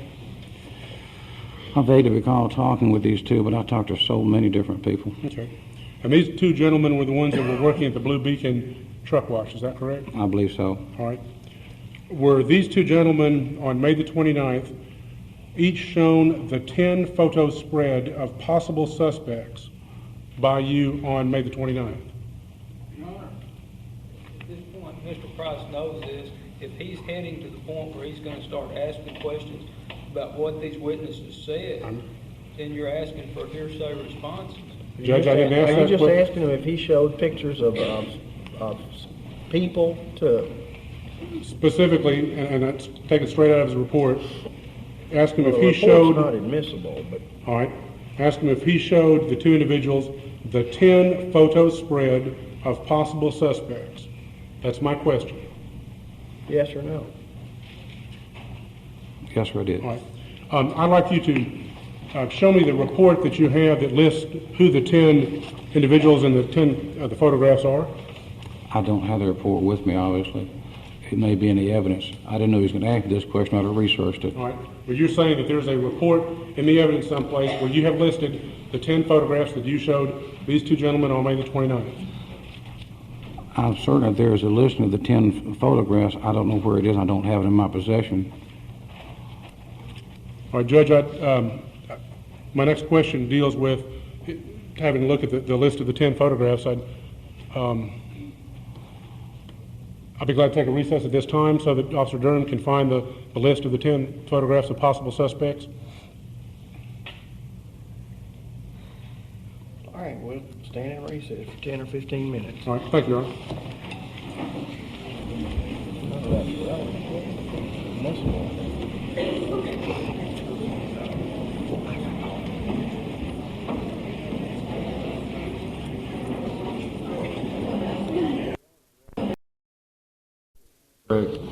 Detective Sudbury, I want to direct your attention to May the 10th, 1993. On that day, did you have an occasion to have a conversation with the defendant, Damien Wayne Echols? Yes, sir. And at that time, subject description form, at what time did you talk to him? This was almost noon. It was 11:54 a.m. All right, and who else was with you when you talked to him at that time? Myself and Detective Bryn Ridge. During the time that you talked to him, was any forced promises, threats, or coercion used to get him to talk to you or to say anything? No, sir. Do you know how he got to the police department? I really couldn't say. I want to say he brought himself or his mother, perhaps. I don't know. I don't have any further questions.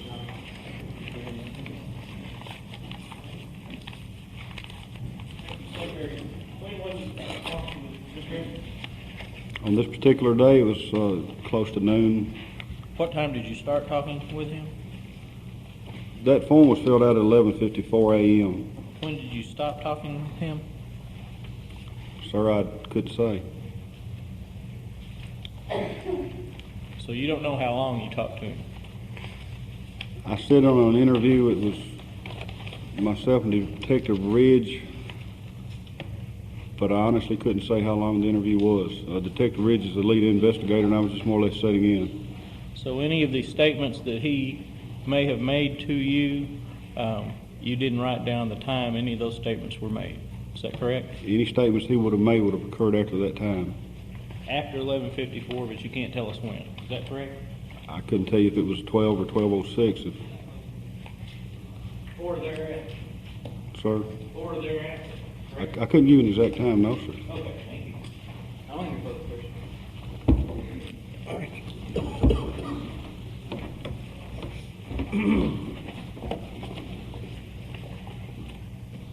Your Honor, again, we would submit that any statements made to Detective Sudbury, or you all approve, could have certainly been made after Mr. Everett arrived, and since there was no testimony one way or the other, we would say anything made to him should certainly be suppressed. Your Honor, the testimony was from Detective Ridge is that their conversation occurred after 11:54 and before Detective Durham, which is just Detective Durham just testified about. Not the testimony of this witness. Anything said to this witness, they have the burden of proof. I understood you weren't going to ask anything that was said after the polygraph exam. No. So, okay. I can't remember, was there a statement made to Ridge and Sudbury that you hadn't asked about? Yes, we didn't go into the details of it at that time. Okay, I think I remember. All right, I'm going to, at the very best, it goes to the credibility of the witnesses, and I'm going to find that the credibility of the witness officers outweighs that of the defendant in this regard. Thank you, Your Honor.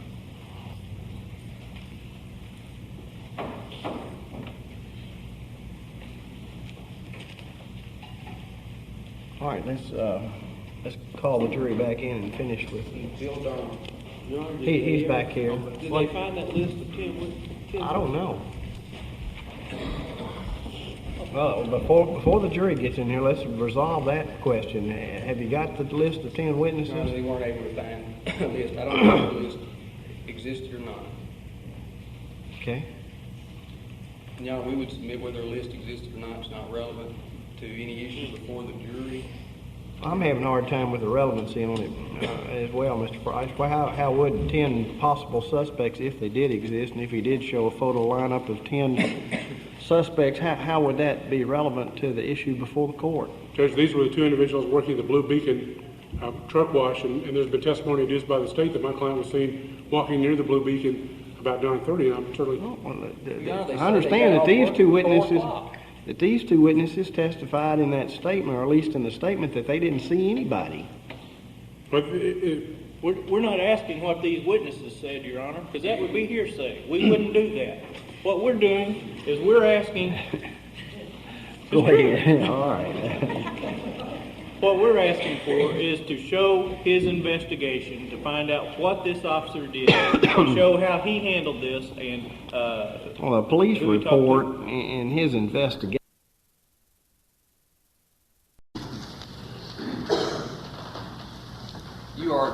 Bryn Ridge, who's previously testified for the record. Yes. Detective Ridge, I want to direct your attention to May the 10th, 1993. On that date, did you have a conversation with the defendant, Damien Echols? Yes, sir. And approximately what time did you start talking to him? A little bit before 11:54 a.m. All right. I want to show you what I've marked for identification purposes at State Exhibit 98 and ask if you can identify that. Yes, sir, I can. All right, what is that? That's a copy of a subject description form filled out on that date All right, and where do you get the information to complete that form? from the person being spoken with. And is that the form you used in this case in regard to Damien Echols? Yes, sir.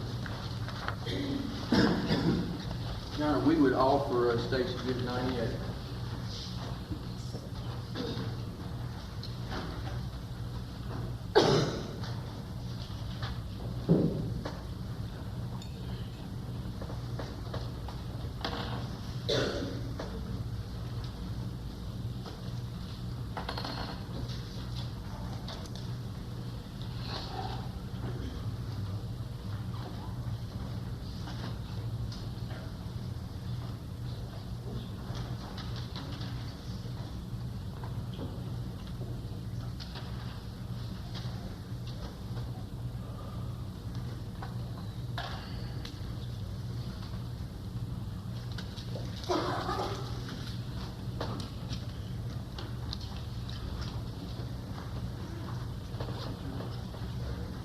Your Honor, we object to the introduction of any police report.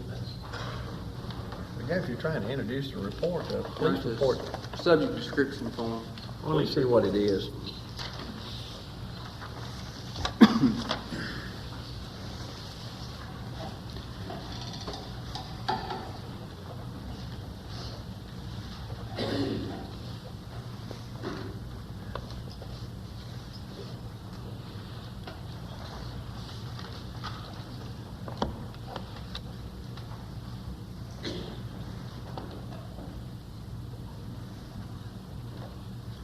Police report.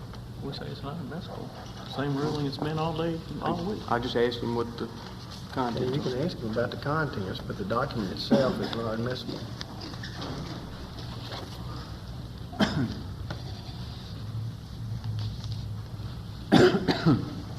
Detective Ridge, did you ask him his name? Yes, sir, I did. All right, and what did he tell you? He told me his name was Damien Wayne Echols, and also known as Michael Wayne Hutchison. Did he tell you any alias or nicknames? Yes, sir. Alias, he said his nickname was Icky. And what was his date of birth? 12/11/74, And where did he live? 2706 South Grove in Broadway Trailer Park, West Memphis. And what was his height and weight? 5'8" in height, weight 175 pounds. And what tattoos did he have? Okay, he had a tattoo of Damien E on his right arm, a cross between his thumb and first finger, an Egyptian ankh, he called it, and a pentagram on his chest, and 2 earrings in his left ear, 1 earring in his right ear. All right. This Egyptian ankh, what does that look like? It's a circle, and it looks like a stick figure with a cross below that, And what was on his chest? a pentagram. And do you recall which hand the cross was on? And that was between the index finger and the thumb? Yes, sir. And do you remember which hand that was? No, sir, I don't remember. And did he indicate any peculiarities? He was ambidextrous. And did he indicate where his stepfather, Jack Echols, lived? Yes, sir, he said he lived in Lakeshore Trailer Park. Now, during the course of talking to Mr. Echols, did you ask him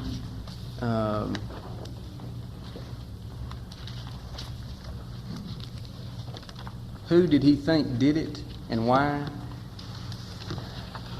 And why would someone do this, or something to that effect? If you could look at your notes. Yes, sir, that's one of several questions that were asked.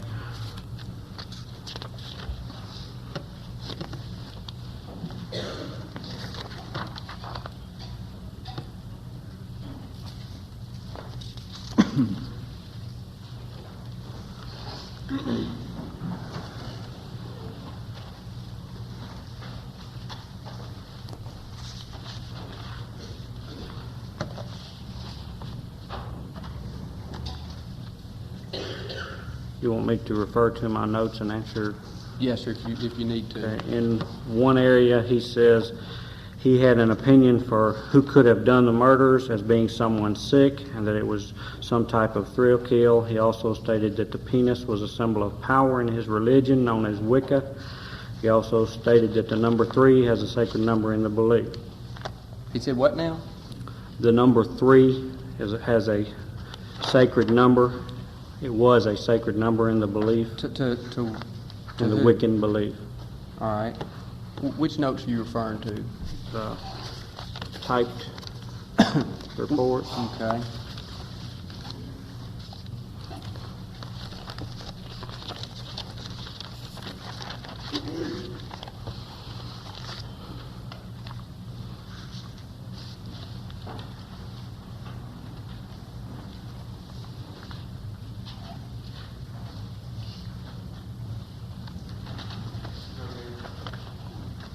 I know what's going to happen, and I've sustained the motion on it. Your Honor, there was also an order in limine instructed them not to make reference to any cult activity unless they touched it. No, he hadn't done that. Well, basically, that's what I think they're doing, Your Honor, in a veiled ways, making references to pentagrams, Egyptian tattoos, Wiccan religion. That's it, Your Honor. They're opening the door, and they're not allowed to do that based on the order of this court. Your Honor, this is the defendant's own statement. No, well, that doesn't make any difference, Your Honor. You've made an order. Yeah, it does. I'm not. Your Honor, I'd ask for the jury to go out so I can make a record. Well, not right now. We'll do it in a minute. But you're not going to ask him about the reference he made to the No, he's not going to. I understand that, Your Honor, but you've also made a ruling that they're making no references to cult activity. That's and right. they're doing that. That's what No, I'm not is. considering that cult activity. That's what that's talking. Wiccan religion is No, and I free. didn't say they couldn't do that. I said if they were going to do that, then we needed to go into. That's why we need to do it right now. They just did it. I don't think They so. just did it, Your Honor. Your Honor, They just maybe did I it. misunderstood the court truly, and I thought, that's what his entire statement is almost. Well, I'm going to allow his statement. Your Honor, we'd ask for a court Do jury you to want to go have out a? and You make want to have record. I sure do. All right. All right, ladies and gentlemen, I need you to step in the back again for a few minutes. Again, you're not to discuss the case.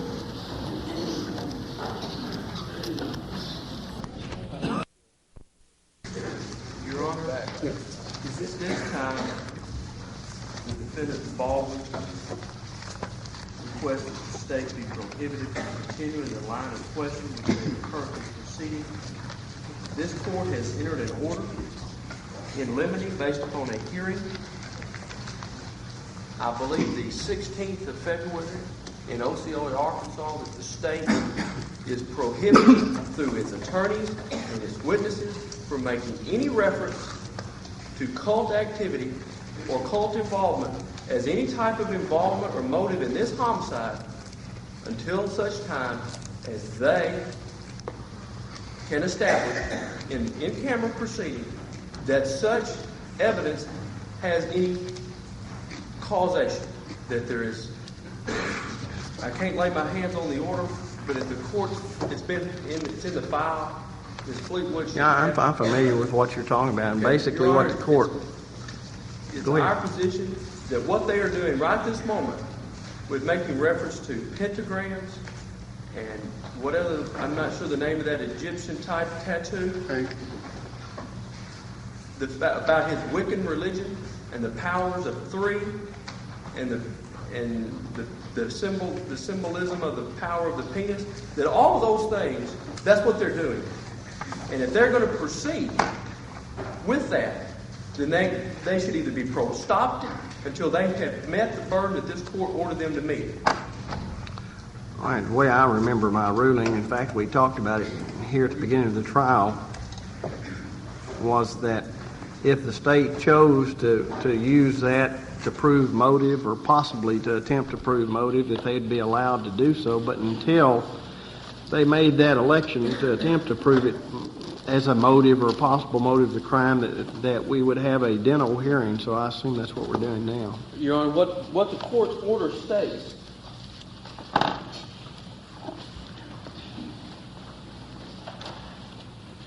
Your Honor, the court's order states that the court hereby grants the defendant's motion in limine with respect to the issue of cult involvement until such time as the court is convinced in an in-camera proceeding that there is competent evidence to establish that the defendant was involved in an occult or occultic type activities and or that this crime is indicative of a ritualistic occult killing. That until said evidence has been presented to the court, the State of Arkansas's counsel and witnesses shall make no reference to the defendant's involvement in occult and or occultic type activities or the fact that this is an occult killing. That in the event the State of Arkansas desires to elicit said testimony at trial, an in-camera proceeding shall be held in order to determine that a proper foundation can be laid by the State of Arkansas. That's what they're attempting to do right now. All right, let's hear it. Your Honor, what the order says... I just read it. Oh, I know, but maybe you don't understand it. Well, Your Honor, the order says... Okay, one at a time. The order says that we won't get into that until there's competent evidence to establish that the defendant was involved in an occult or occultic type activities and / or that the crime was indicative of a ritualistic occult killing. The way Mr. Ford drafted the order, we either show he's involved in it or it's a ritualistic occult killing. And if it's out of the defendant's own mouth about things related to the occult, then... Well, for starters, Your Honor, it's supposed to be done in camera before there's any reference to it, and it wasn't done. They go straight to it, Your Honor. But it's not... In this order, it says that we will have that hearing unless there's a competent evidence. We're not talking about something. We've avoided totally another witness referring to the occult. We have totally avoided that. Mr. Price asked some questions related to it, but we have totally avoided until we got to the defendant's own words. But, Your Honor, the point is... And they established by competent evidence that he's involved in occultic type activity. Your Honor, what evidence has there been to link this young man to it? And that's the purpose of my order. This is a separate trial. And this court has said, you can't do that to this defendant until there's some evidence to link him. And that hasn't been done. And that's why we feel that our order in limine has been violated and that this court should prohibit further questioning from this witness or any other witness, regardless of who made the statements. Can either one of you define occult for me? Get Webster's dictionary. I don't know what an occult is. It sounds like something bad, but I'm not sure what it is. Judge, I know that the state has an expert that they've subpoenaed. The state has an expert they've subpoenaed to come testify to this occult-related killing. I suppose he can explain it to us. Your Honor, the fact is Mr. Ford's doing all this. The court's already given the jury an instruction that this evidence or evidence is to be taken separately as to each defendant. We're talking about the words out of the defendant's own mouth, Damien Echols. Well, Your Honor, if the court is going to allow them to violate the reference, to violate the motion in limine, it says you can't make a reference. That wasn't... You signed it as this court's order. Well, I don't feel that any reference has been made to the, quote, the occult. They've asked him about tattoos, markings on his body that are just physically there. Pentagram is not related. If he's got a pentagram on his chest, it's there. I understand that, Your Honor, but that is it could have been a sign that said mother with a heart on it. It's still there. But the court did not order in limine the state of Arkansas to make no reference to the tattoo. I'm finding that they hadn't violated the rule by asking the witness to describe what physical features were on the defendant Echols' body. Nor have they violated the rule to ask the witness to describe what the defendant Echols said to them. About his religious belief in the Wiccan religion? No, That gets into the That's the culture. entire reason we had the Well, ordinance. I understand that there's some subtle difference between the Wiccans and the occult, but now what it is, I couldn't tell you. But But from it's- what I've read in the newspaper, that one disavows the other, whatever that means But too. the question wasn't, the question was, did he tell you about why someone would do it?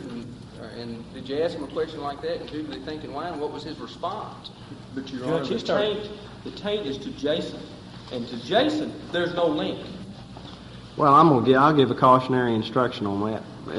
As far as, are you going to take this any further? I mean, you're going to go into the well, wait just a minute. We're having an in-camera hearing now for those purposes. Your Honor, there is some more that's related to that type of thing, and for right now, you want me to restrict it to him telling about how he thinks they died, and,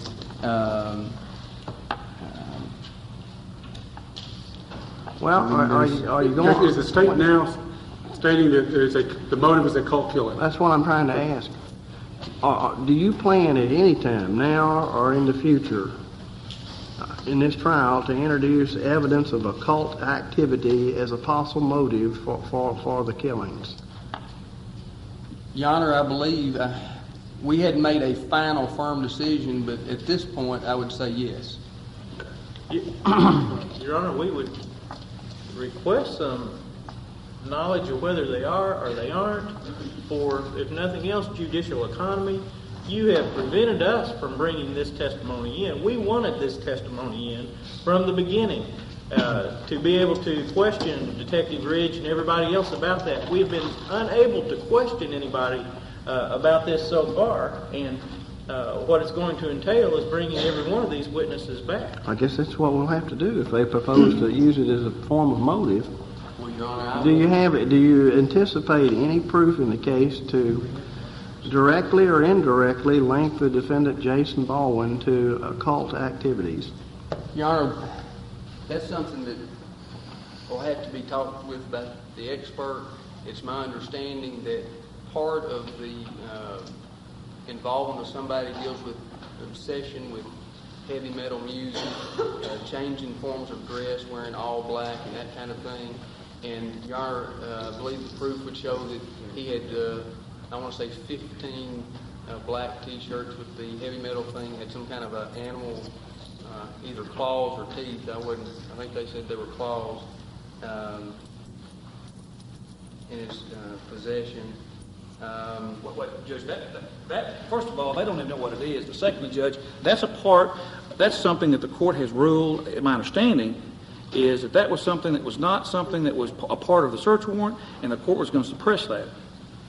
The black t-shirts? No, this thing, you don't even know what it is. You're talking about that. Oh, the teeth or claws or whatever it is? Judge, if it's the state's position that owning black t-shirts with rock bands on them, it meets the court's burden to go above this motion and limit it. Does that tell us that fact alone is enough? Well, you also have, Your Honor, the testimony that Michael Carson gave related to the sucking of the blood from the penis, and I think that would be I think the evidence would show that drinking of blood is something that these people believe gives them power. Your Honor, I think it's time that if they're going to proceed, that we have this in-camera hearing. We're having it right now. Well, they need to call their witnesses who are going to make those quantum leaps. Today, Your Honor. Well, then we can't have the in-camera proceeding, Your Honor. We can't question the expert. Your Honor, our point on Detective Ridge was these are statements that the defendant, Damien Echols, made himself. I'm going to allow his statements. The court has already given a cautionary instruction as to its effect, or to consider it as to one or the other. I'm going to allow his statements, but if you plan on calling an expert in the occult, whatever it is, then we'll have to conduct an in-camera hearing. So Your Honor, is your ruling they can bring in anything except their expert? No, that's not what I ruled. I ruled that statements made by your client to this witness are admissible. What about other witnesses? Will we be able to question them on this, or will we still be prevented, like we have been, from questioning them regarding Based upon their statement that they intend to prove as a possible motivation for the crime occult activities, then I think you can ask witnesses any question you want on that area. But I'm also ruling, before I allow any expert witness to testify, I want to hear what he's got to say, and we're going to have another Denno hearing, or in-camera hearing.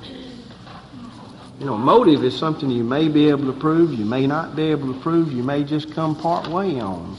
But we're entitled to challenge that motive if they're trying to introduce it. Right, sure, and I'm going to allow you to challenge it.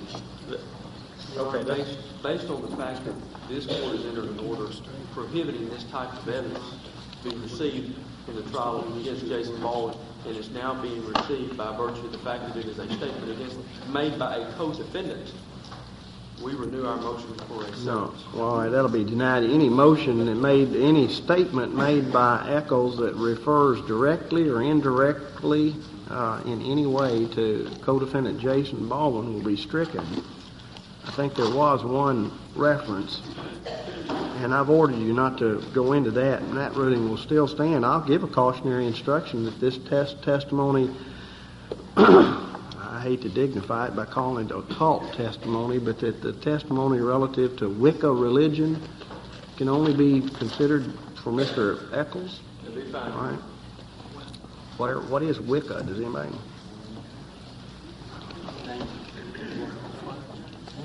All right, anything else? I'm going to call them back in, see how much farther we can get. And if I didn't rule, I'm ruling that there was no violation of the in limine motion by at least this point.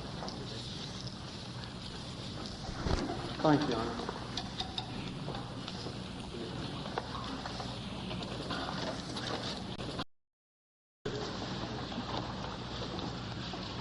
All right, ladies and gentlemen, let the court again remind you that you should consider all of the evidence in this case as it comes into each defendant separately and individually, as if that individual were on trial alone. Do you again recall that? With regard to the testimony just elicited from this witness, the purported statements of the defendant Echols are not to be considered against Baldwin in that regard. All right, you may proceed. Anything further on that, gentlemen? That's fine. Not at this time, Judge. All right. Did he tell you anything of how he believed that the children died? He stated that they probably died of mutilation. Some guy had cut the bodies up, heard that they were in the water. They may have drowned. He said at least one was cut up more than the others. Purpose of the killing may have been to scare someone. He believed that it was only one person for a fear of squealing by another involved. Did he tell you anything about... Your Honor, can we approach the bench a minute?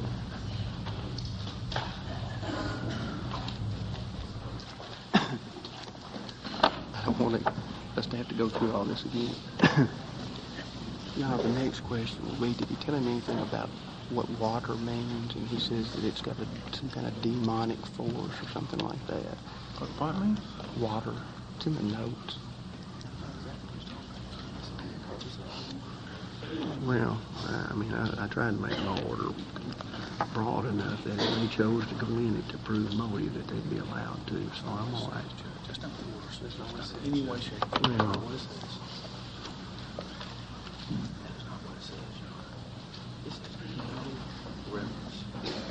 Is there any reference to your client?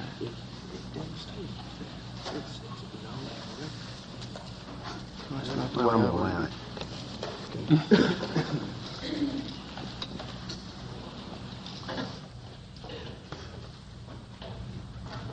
What, if anything, did he tell you about the fact of water being present? He said water was a demon-type symbolism. And did he tell you anything about demonic forces? Yes, sir. He said that all people have a demonic force in them, and that a person would have no control over that demonic force. What did he tell you? What, if anything, did he tell you about how he thought that the person felt who would be doing this? He said that person would probably feel good. All right. Did he say anything about the fact that the children were young? Yes, sir. He said that the younger the children, the more innocent they would be, and in turn, the more innocent that person would be, the more power that would be derived by that killing.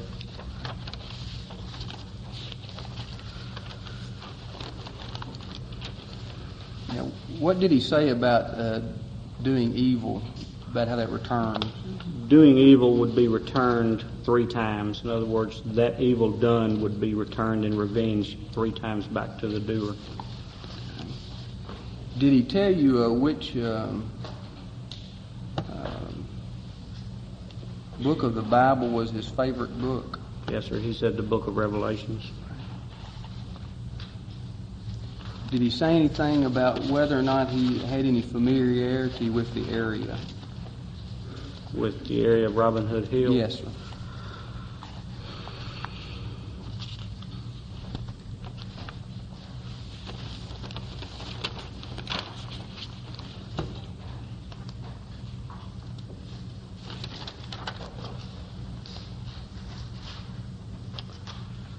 I'm not certain.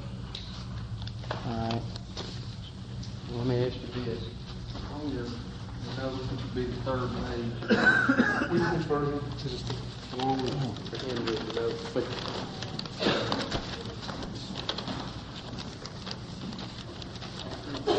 Okay.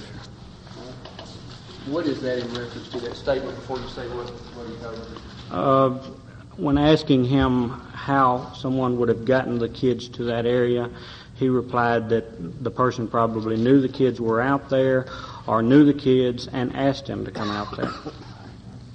And what else did he say about the children? He said that they were not big, they were not smart, and that they would be easy to control. All right. What, if anything, did he say about the children screaming? Okay, he said that the person who did the murders would not be worried about the screaming due to the being in the woods and near the expressway where all the cover sound would be there. And what else did he tell you about the screaming? He probably wanted to hear it, the person doing the murder.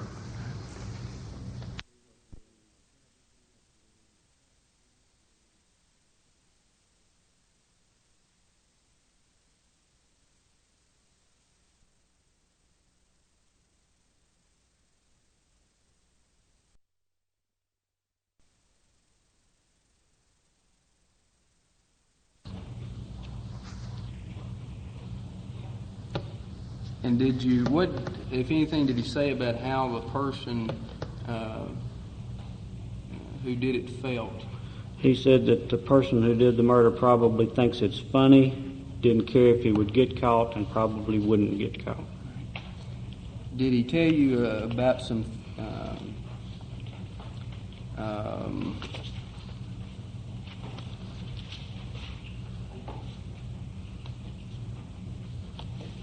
things that you might expect to find in the area?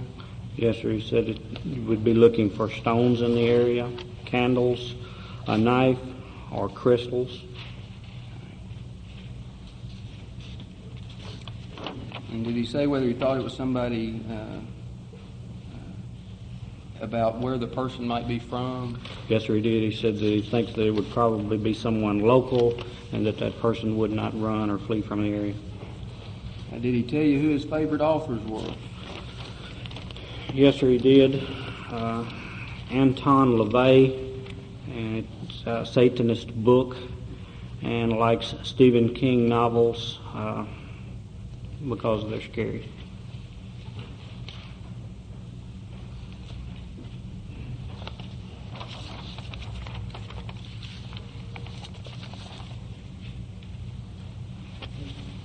I don't have any further questions.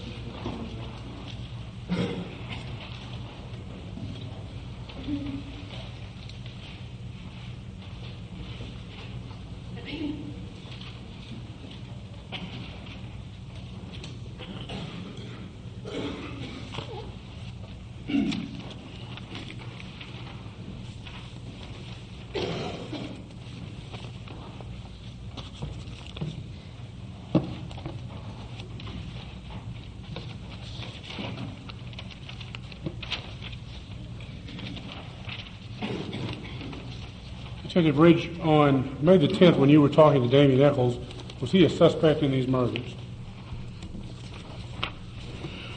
Yes, sir, he was a suspect. Now, the questions that you stated some responses to, was there a series of 32 questions that y'all had prepared? Yes, sir. All right, if you want to refer to those.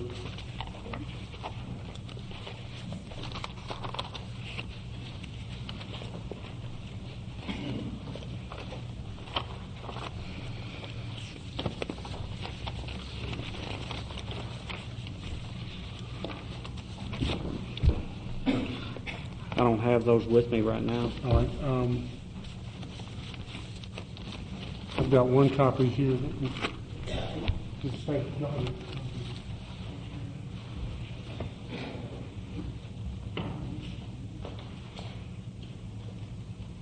One moment, Joe. I'm sure we got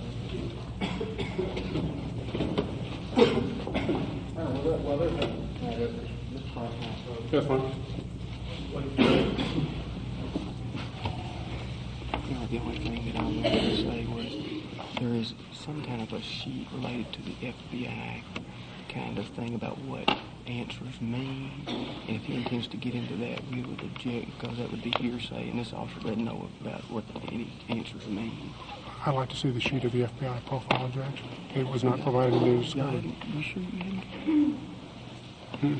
Sure, I'll be glad to. Okay, give it. Use up. Your Honor, based on the statements and testimony just elicited from this witness in the view of the court's order, that the court has chosen to disregard at this time, we will move for a mistrial. Deny. We also have under our motion for a severance. Deny.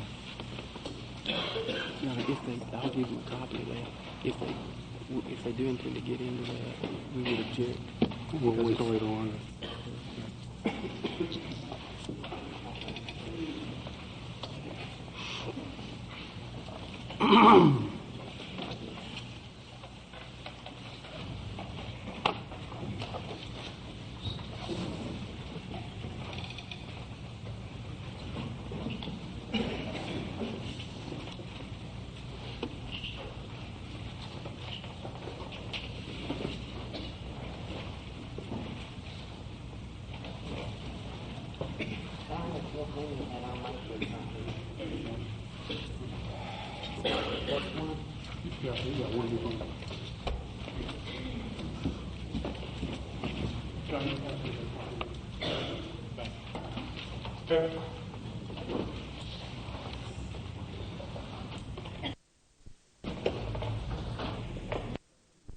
Question without that sheet.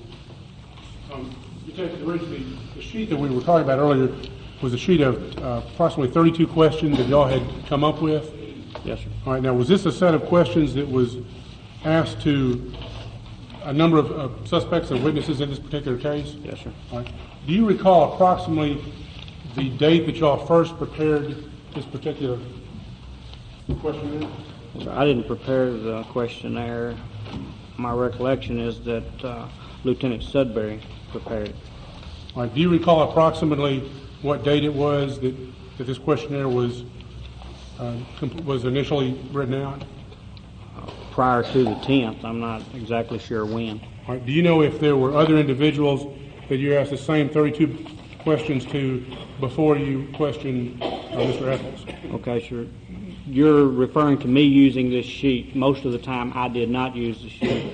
Lieutenant Sudbury would use this sheet as the interview continued. He would look at those questions, and if a response applied to a question, that's where he would check it off.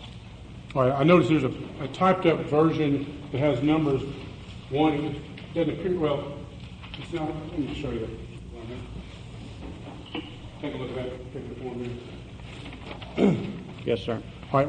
That appears to be, doesn't appear to have all 32 questions listed. It looks like there's a lot of them, but some of them kind of skip around. Yes. So is your testimony that during the questioning of Mr. Echols, if y'all would cover a certain question and he'd give an answer related to that question, y'all would write something down about it? Lieutenant Sudbury would. Okay, but it's not something that y'all went directly down all 32 questions in chronological order? No, sir, I did not. All right.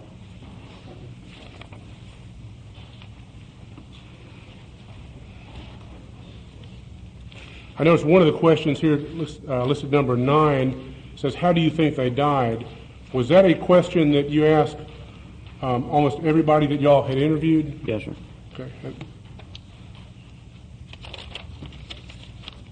Right, now, I noticed, well, during the approximate 2-hour interrogation of Mr. Echols, did you ever tape record your conversation? No, sir. And did you ever videotape your conversation? No, sir.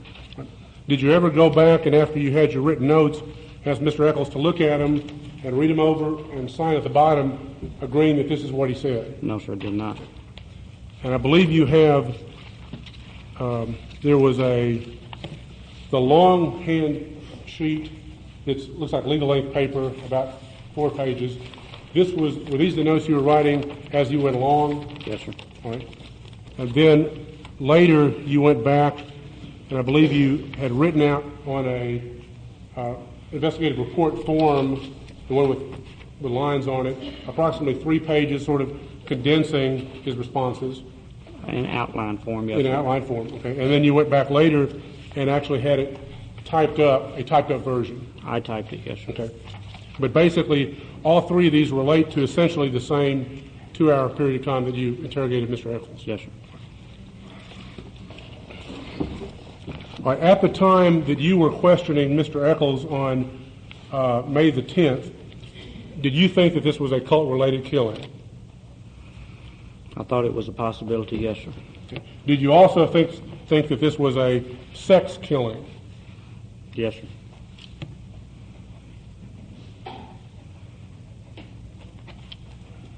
Okay, I noticed another question listed on here, number 10. Do you believe in God - the devil? That was a question that you asked Mr. Echols? Yes, sir. All right, and was that also a question that you asked all the individuals that you interviewed using this particular questionnaire? Yes, sir. Okay. Now, there were some people that you talked to, if you were asking for a particular thing, you didn't go down the full set of questions, right? I never used the questions per se. Okay. All right, I noticed another question on here, number 27. Do you believe in white or black magic? Was that a topic that you covered with, was that a subject that you covered with Mr. Echols? Yes, sir. No, that's right. All right, you had mentioned a few minutes ago that, in your opinion, that Mr. Echols, when you were questioning him on May the 10th, was a possible suspect? Yes, sir. All right. Do you have your typewritten report, the first paragraph? Yes, sir. Approximately 1, 2, 3, 4, 5, 6, 7, 8, about 8 lines down, middle of the page, middle of the paragraph where it says, at this point. Yes, sir. Okay, please complete that sentence. At this point, Damien was not considered to be a suspect, and only general knowledge questions were being asked. All right, so is that your testimony that when you were talking to Damien Echols on May the 10th, he was not a suspect? No, sir. I told you he was a suspect. Okay, but the report indicates that Damien was not considered to be a suspect. Is this in error? May I explain? Yes, sir. Okay, in talking with him, the knowledge he had, the responses he gave to the questions, my belief was he turned that tide to be a suspect. All right, so after you questioned Damien Echols on May the 10th, then he became a suspect? Yes, sir.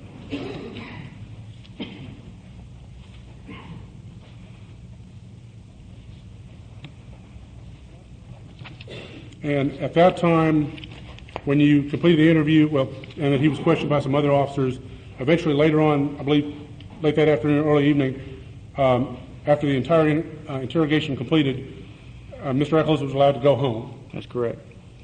All right, now, and is it after that y'all begin to do the surveillance on Damien Echols? Surveillance? I didn't do any surveillance on Damien. Did the West Memphis Police Department do surveillance on Damien Echols anytime after May the 10th, 1992? There was one day in which I think there was some surveillance done in order to see if Damien Echols showed up at a place. Okay, was that at the skating rink? Yes, sir. Okay. And to your knowledge, the skating rink, and would that have been on May the 28th? I'm not certain of the date, but that's pretty close, I guess. Okay. And you're saying the West Memphis Police Department did surveillance at the skating rink on May the 28th to see if Mr. Echols showed up on that occasion? I did, yes, sir. Okay. And to your knowledge, on that particular occasion, did he show up? Not to my knowledge, no, sir.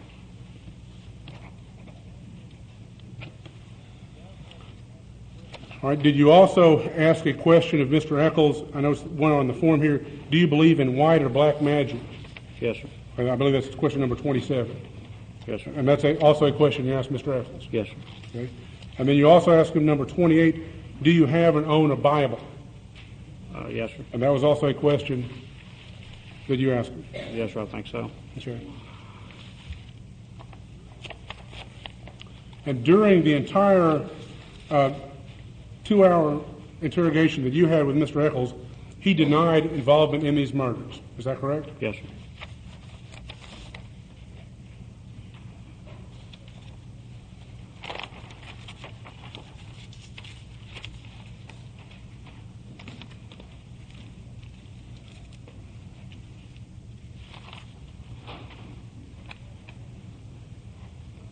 And when you asked other individuals, I mean, was there approximately 200 other people that y'all questioned using the same 32-page questionnaire form? There were many more, yes, sir. Okay. Was there an article published in the West Memphis newspaper about what, speculating on what the manner and the details of the death were? Not to my knowledge, I'm not sure. Okay. Were there rumors running rampant in West Memphis during this time in May about what happened out of the crime scene? There were all kinds of rumors, yes, sir. And did some of these rumors include some of the same things that Mr. Echols told you about during the interrogation? Specifically as to the question number 9 about how do you think they died? Well, there were all kinds of rumors of how people thought they died, yes, sir. Okay. I know on the notes on page number 2, this is a long handwritten about during the middle, probably died of mutilation. Mr. Echols was not the only person that told you that the kids probably died of mutilation, was he? No, sir. Okay.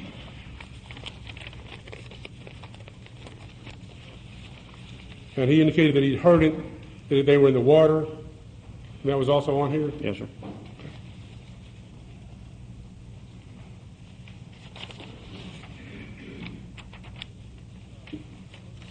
Okay, now he had stated that there would probably be stones in the area.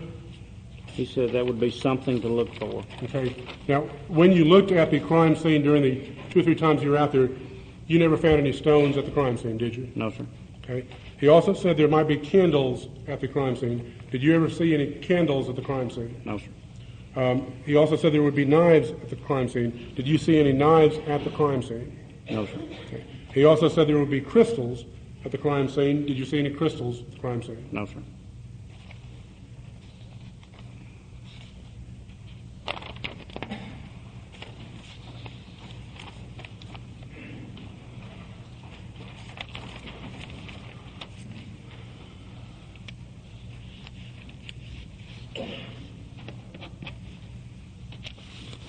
Now, when you're conducting interviews, do you get a much more accurate listing of what questions you ask and what questions or what answers a suspect gives if it's tape recorded? A better record? Yes, sir. Yes, sir. That's right. And on May the 10th, the West Memphis Police Department did have a tape recorder. Yes, sir. Okay. And during this, during the investigation, there were lots of times when the West Memphis Police Department would tape record interviews of various individuals, correct? Yes, sir. All right. Did the West Memphis Police Department have a photograph of Damien Echols? Yes, sir. Okay. Was this one that they obtained within a day or two of the murders? To my understanding, yes, sir. Okay. Was this based on, I believe, Officer Steve Jones and Lieutenant Sudbury went out to Damien Echols' house and took a photograph of him? That's my understanding, yes, sir. Now, the purpose of this photograph was for y'all to be able to have his photograph included amongst a group of photographs so that when you're showing a photographic lineup to possible witnesses, his photograph would be one of the ones included. And that's one of several reasons, yes, sir. And during this investigation, did you conduct several photographic lineups with certain witnesses? I wouldn't say several, but there were some done. Some done, all right. And is it your procedure when doing a photographic lineup to write down who all the photographs are that are shown to a particular witness? No, sir. That's not your procedure? That's not my procedure, no, sir. Okay. I mean, do you have a much better idea of knowing what photographs you show a witness if you write down what photographs you show them? That, yes, sir, it could be.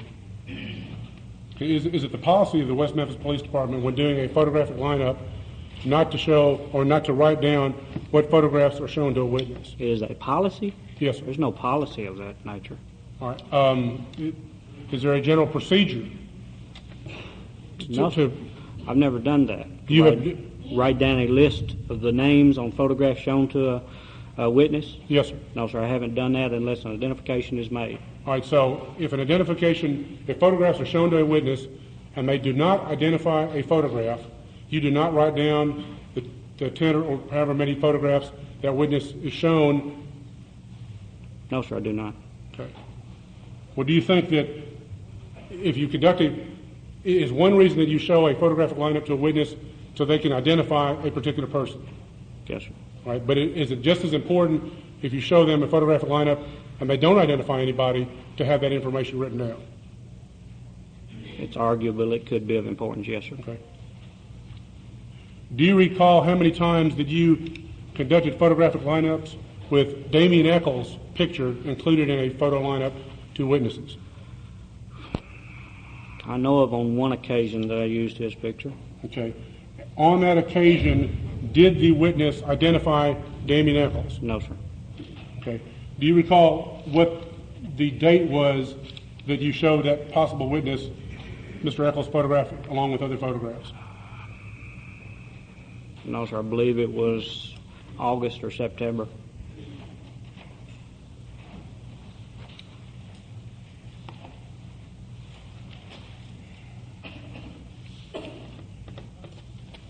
And at the time that you conducted this particular photographic lineup in August or September, did you show that witness, did you write down the fact that witness did not identify Damien Echols? I wrote a statement to that effect, yes, sir. One moment, Your Honor.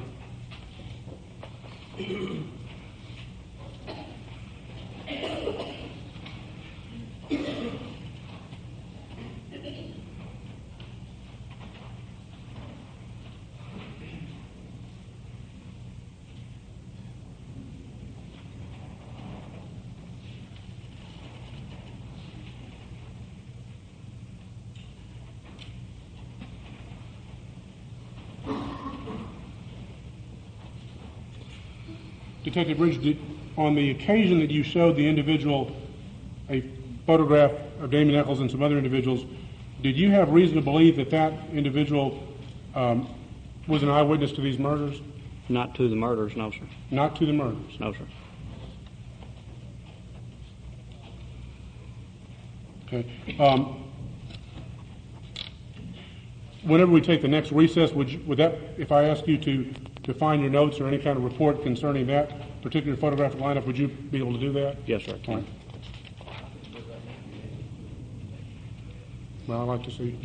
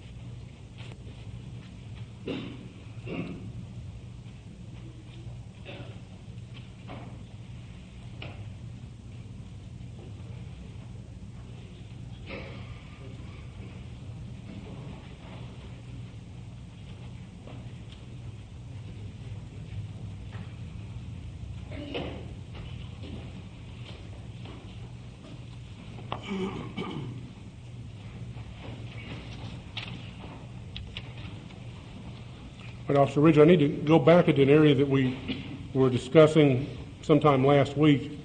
Do you recall talking to an individual, Kim Williams, asking her if she saw a particular individual between 5:30 and 6 o'clock p.m. on May the 5th. Yes, sir. Okay. And do you recall that in your report of that conversation, you included a statement that has been mentioned that during cult activity, some members blacken their faces? Okay, so you're referring that to being my report. That is not my report. That's Inspector Gitchell's report. This is Inspector Gitchell's report? Yes, sir. My report will be the written portion behind that, I think. All right. You had interviewed the witness, Kim Williams? Yes, sir. Okay, and I believe okay, so the handwritten interview here, I believe it was conducted, the report indicates May the 8th? Yes, sir. All right, and so once that information was typed up, the additional comments, the statement I just read, that would have been something that Inspector Gitchell would have added? I suspect he's the one that put it in there. It wasn't me. It was not you? No, sir.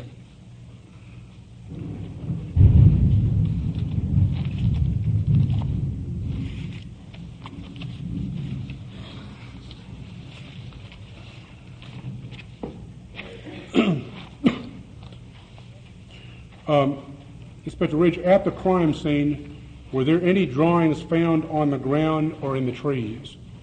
No drawings, no, sir. Okay.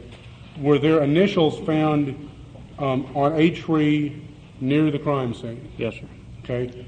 And were those initials M.E.? Yes, sir. Okay. Now, my client, his birth name was Michael Hutchinson. Is that correct? I suspect. I'm not sure. That's what he told me, I guess. Okay.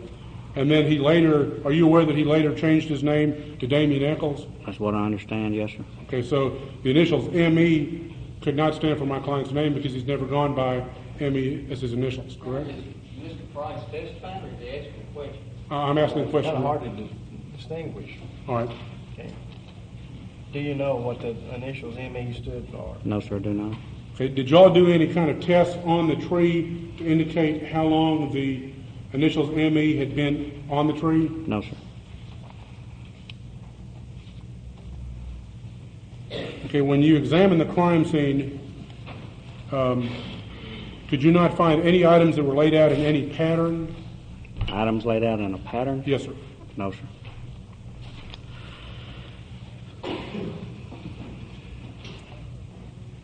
All right. Was it also unknown to you if any cult activity had been reported in the area where the bodies were found on previous occasions? Actually, I did have reports of where people said occult activity had taken place out there. Okay, well, do you recall writing a report stating, it is unknown to me if any cult activity has been reported in the area on previous occasions? I don't recall the report, but I'll look at it. All right.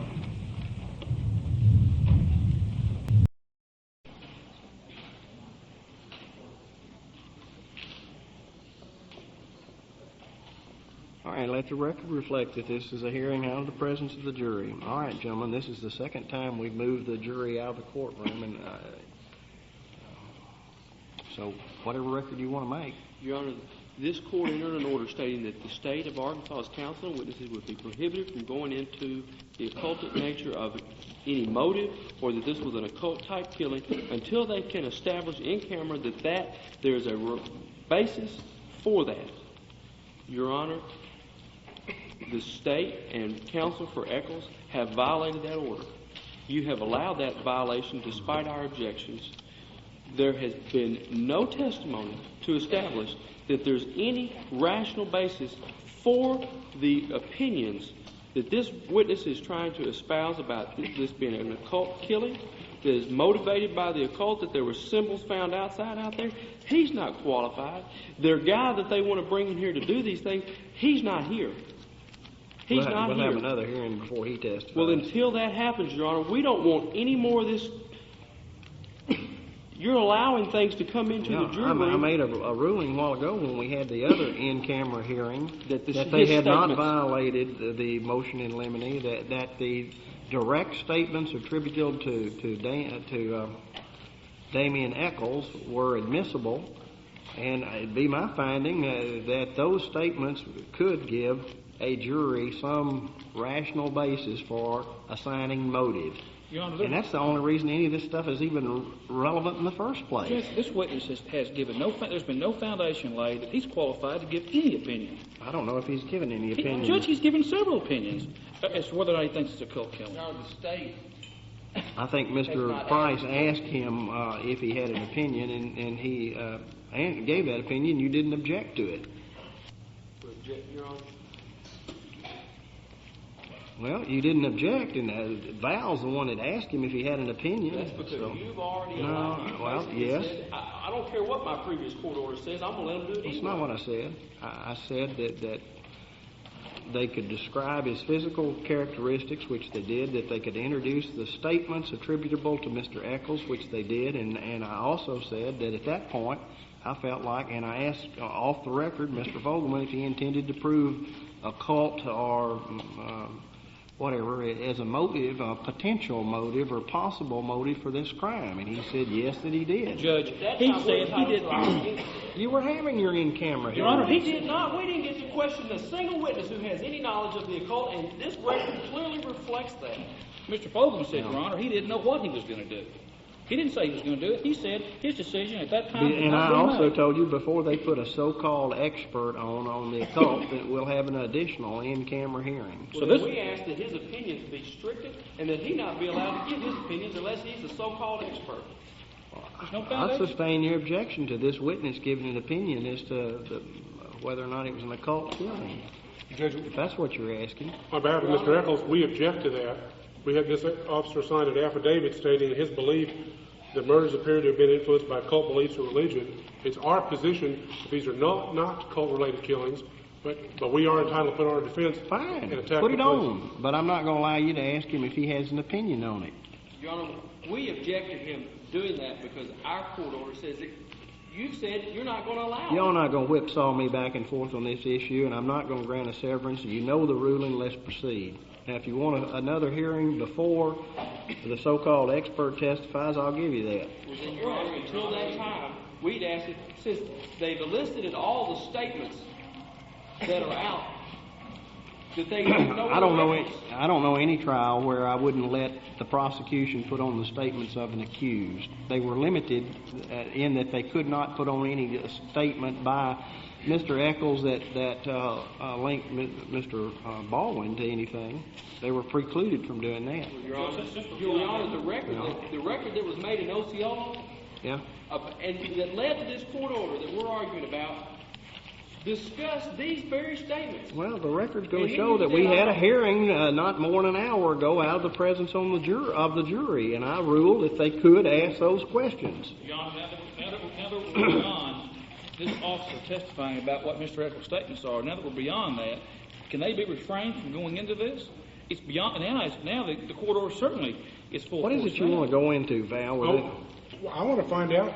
Today is the first day I'm aware of a conclusion that the murders appear to have been influenced by cult beliefs or religion. We've had 5 days of testimony. The state hadn't put any of that on. I would like to know. They made no effort to do so until today, and then the only effort I saw, that if you could even call it an effort, was asking a witness to describe the physical characteristics of the defendant, which included some tattoos or markings on his bodies. And to me, that didn't go into the occult. The last question I asked the officer are what evidence, physical evidence at the crime scene dealt with this being an occult killing, and that's when the objection was made.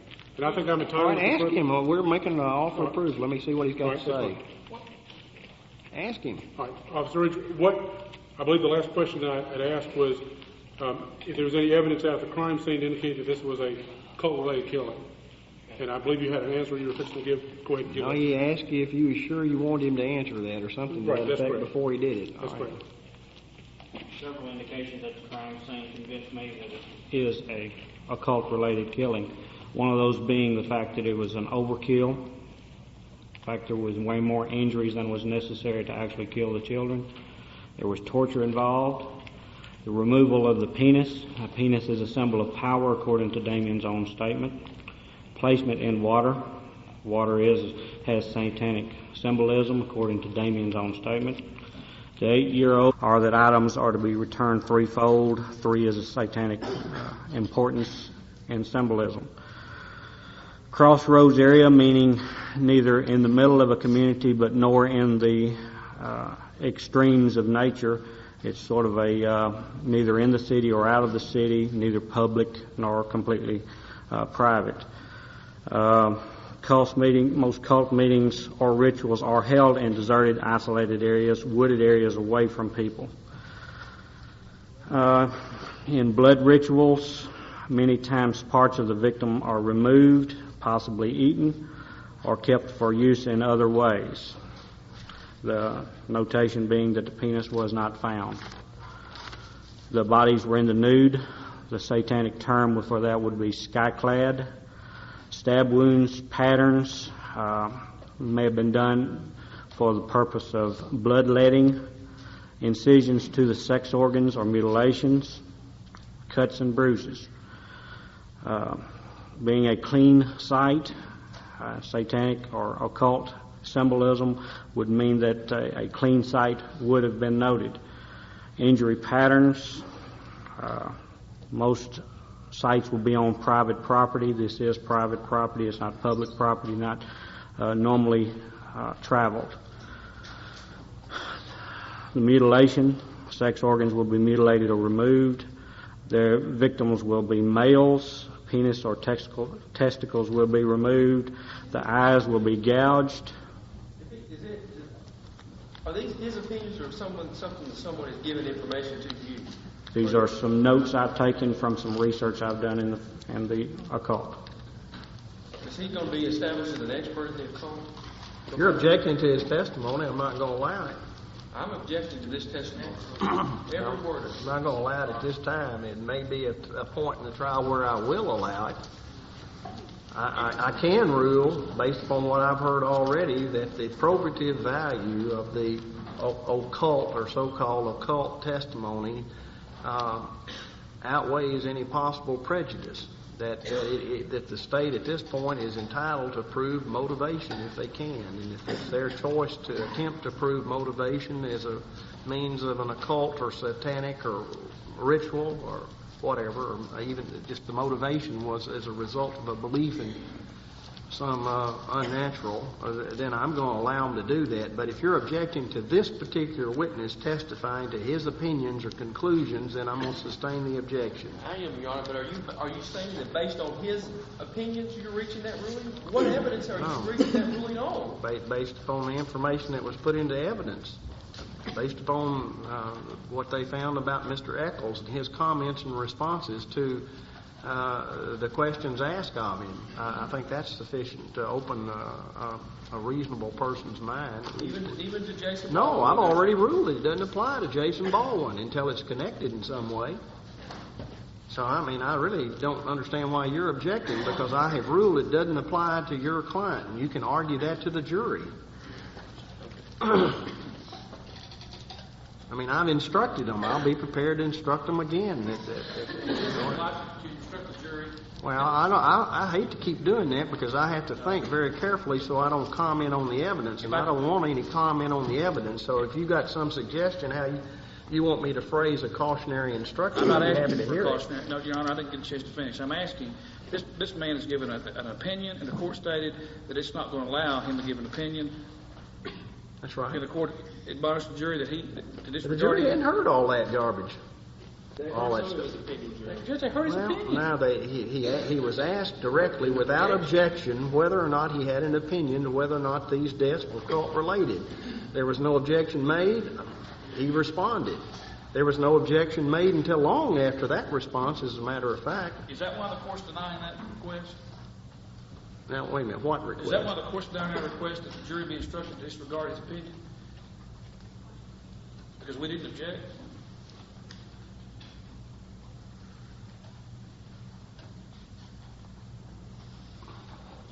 Well, yeah, as far as I know, that's the only opinion he expressed, and it wasn't objected to at that time. That's the court's rule? Yeah.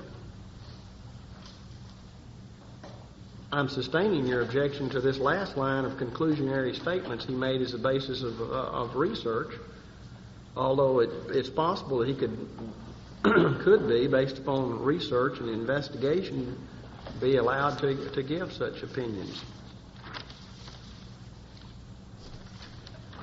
My question is do you want me to give the jury a cautionary instruction about occult activity as it relates to Baldwin? Yeah. Pardon? Yes, we do.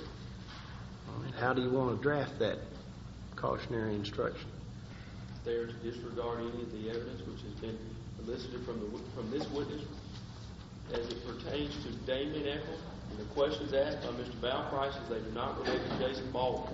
Well, Your Honor, I think that would be until it was well, I mean, that's certainly not neutral because there may be some time in the course of the trial where everything that's been elicited could properly be considered toward him. I don't know. I'll remind them that they must consider the evidence against each defendant as separate and independent to that. Would you instruct them that the evidence that was just elicited from this witness only pertains to Damien Echols? You did that earlier when the statements were from Michael Carson that they were not to be considered as to Damien Echols, and now we would ask that they not be considered. I did it on this witness's testimony right before he started testifying. We would just ask that they be reminded that this testimony is not to be considered as evidence against Jason Baldwin at this time. We don't want to say this. Well, that implied at some later time it could be, which... Well, it could be. Judge, they have to, if the order means anything, Your Honor, they have to lay a foundation with this court to cause some kind of clarification between the two. They haven't done that yet, and until that happens, they should be instructed if they do that. All that right. applies if they might. Ask the questions, Your Honor. All right. Now, I'm not going to let you ask the questions either on his opinion. Thank you. Judge, I would object to that. I think my client's entitled to, that violates his right to confrontation of the witnesses. Since this witness is alleging, and the West Memphis Police Department is alleging it's a cult-related killing, it's our position it's not. We're entitled to know what the basis of the opinion is so we can try to knock it down. You're not even entitled to listen an opinion from the West Memphis Police Department as to what they think the cause of the murder was. Judge, That's the way I ask that you tell the jury that they should consider that, Judge. Judge, if they put in an affidavit of a search warrant, it's a cult-related killing, we're not entitled to know what the basis of that is? They could have filed a motion to suppress, Your Honor. Can't suppress the affidavit. Well, the warrant. We don't want to suppress the warrant, we just want to find out what the basis of it is. I mean, if they want to bring out the... we're not objecting to the fact that my client checked out a book on magic and a book on Cotton Mather on witchcraft, who was a Puritan minister that was opposed to witches in the 17th century.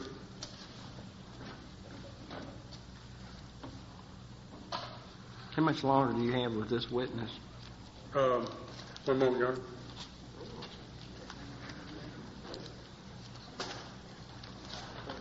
Your Honor, I contend with respect to these questions, I think we raised an objection before they ever occurred. And that objection went to the entire, everything that related to occult activity. I think that objection suffices. Because I don't think you have, when you object to a line of questioning that's going to begin, that objection covers everything. And based on that objection, Your Honor, we would ask that they be instructed to disregard the opinion because we objected to the entire line of questioning. Well, the witness's opinion's not, he's not been qualified as an expert in occult killings or matters of that nature. Judge, Should we be told that, Your Honor?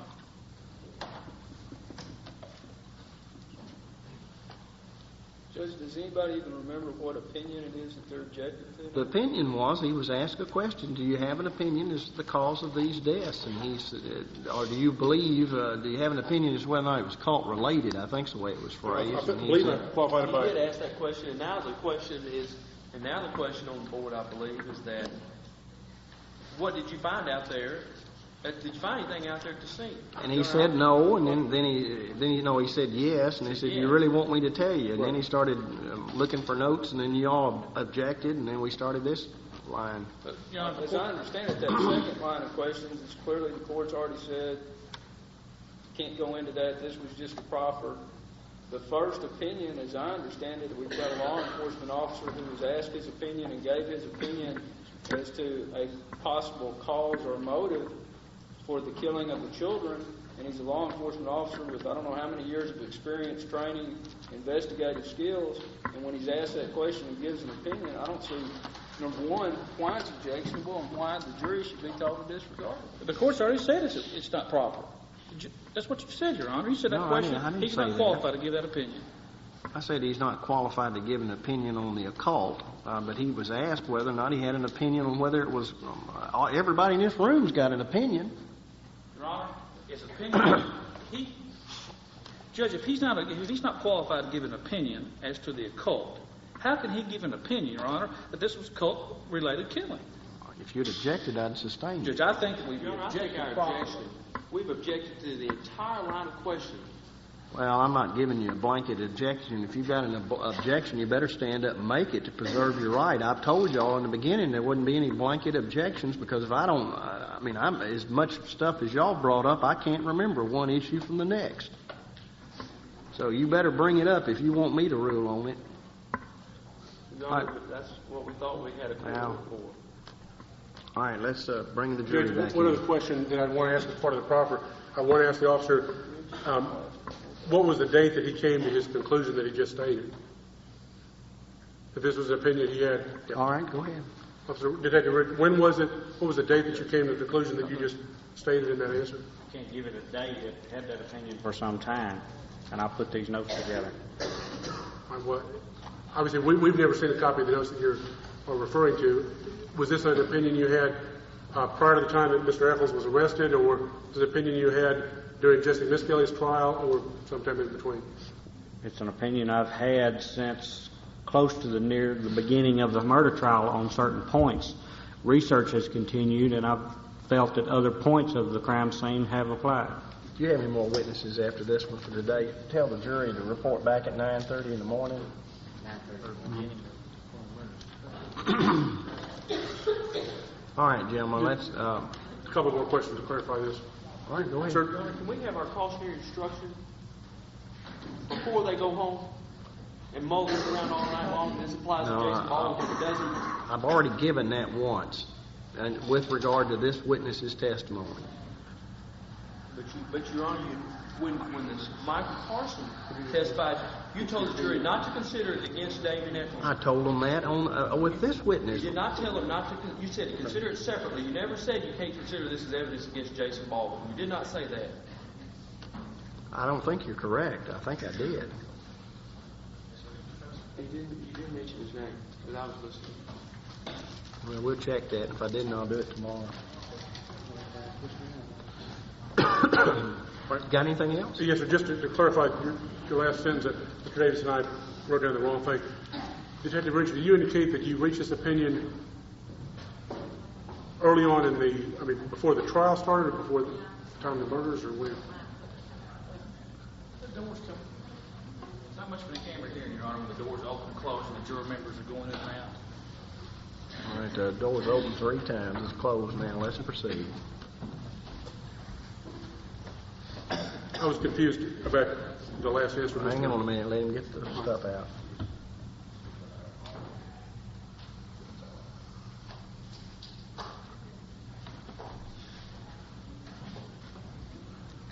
All right, let the record reflect that the door is closed again. All right, Detective Ridge, when was it that you reached the opinion this was a cult-related murder?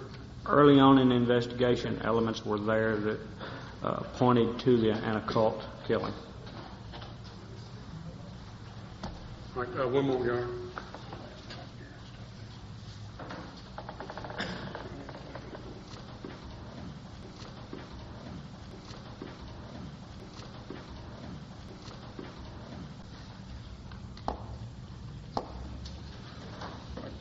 Detective Ridge, you mentioned that you had been doing some research about this.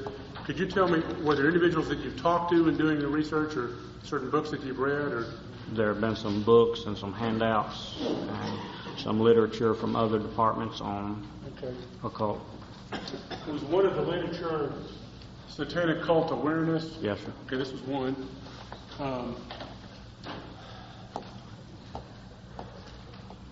Did you recall what the other literature handouts that you looked at? There are some different books that I've scanned through. Okay, was one of them a book about occult crimes? Yes, sir. Kind of a black book? Yes, sir.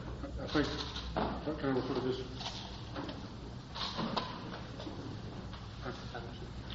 This book right here, Occult Crimes by William Edward Lee Dubois. Yes, sir. Right. Part of the problem, could you read the wording on the inside label? Because of its privileged subject matter, this book is intended for the law enforcement community only. Its sole purpose is to help law enforcement officers detect, investigate, and verify occult crimes, and every effort should be made to protect it and the information contained in it. General knowledge of this information can negatively affect officer safety and investigative effectiveness. This book is intended to serve both as a training manual and as a field handbook, and covers virtually every specialized aspect of occult crime. It is not available to and in no way intended for the general public. And also, as part of your research, did you read some materials written by Dr. Dale Griffiths? I believe one was The Four Faces of Satan. No, sir, I didn't read that. Okay. Did you read any publications by Dr. Dale Griffiths? Not that I can recall, no, sir. Did you consult with Dr. Dale Griffiths, the expert that's listed on the state's witness list, informing your opinion? Informing my opinion? Yes. I have conferred with him, and he has reinforced my opinion. Okay. Has he come up with any kind of a report in connection with his opinion? Is it his opinion that this is a cult-related killing? He hasn't relayed that to me, no, sir. Okay. Is there a report? I don't know of one. Do you have a report? No. Anything else? No other questions at this time, Your Honor. I want to get this over with once and for all. Do you intend to prove, or attempt to prove, motive? And will that motive be, one possible motive at least, an occult or satanic murder? Your Honor, all I can say at this point is that unless something changes, we do. At this point, with the stage of the testimony, I would say yes, but I mean, something might happen, and we might not be able to have our expert here, but... when do you plan to have him here? He's supposed to be here tomorrow. Can we not finish Officer Ridge's testimony on matters that relate to evidence of an occult or whatever until after you've attempted to put on expert testimony? And I assume that you're going to relate facts of the case to the expert, and then I assume further that he'll have an expert opinion. Is that what you're wanting to do here? Is he giving an opinion?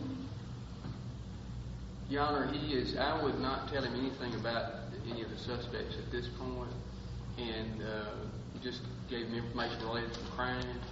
And it's my understanding that after his review of the autopsy reports, autopsy photographs, crime scene photographs, and along with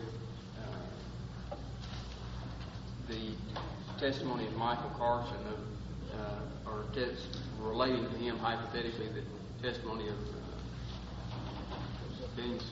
blood being sucked out of the penis, that it's my understanding that he would give an opinion that it is an occult-related crime. That is your expert's opinion? That's what I said my understanding is. And is that in the form of a written report he's given to you? No, I just said there was no written report. He's told you that? Well, we'll have a dental hearing when he gets here and then see. And if he gives such an opinion, gentlemen, then I'm going to let Officer Ridge testify to everything he's just said, except in the form of his own personal opinion. Well, so Judge, will they be able to do that when they cannot establish any involvement of Jason in that type of activity? The order says they've also got to do that. Well, he's got to show as that I he's recall involved. the testimony of Mr. Carson, that directly involved Mr. Baldwin in conduct of that nature that a jury could reasonably draw the conclusion. You're stating that you believe that your rule... No, I'm not saying I believe anything. I'm saying that there is evidence that a jury could conclude these facts occurred. That's all I'm saying. In other words, it's your ruling that it would be a reasonable deduction of the jury to take Michael Carson's testimony and apply it to the other facts and draw that conclusion. Jason Baldwin's involved in the occult. Is that the court's ruling? I'm saying that a reasonable jury could draw those conclusions if that serves to be his opinion. I don't know whether it will be or not.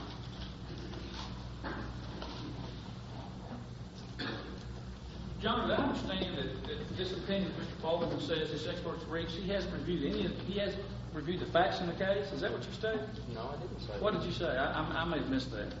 I said that he has reviewed autopsy reports, autopsy photographs, crime scene photographs, and we may have sent him one of the general reports related to the crime scene. I don't remember for sure about that.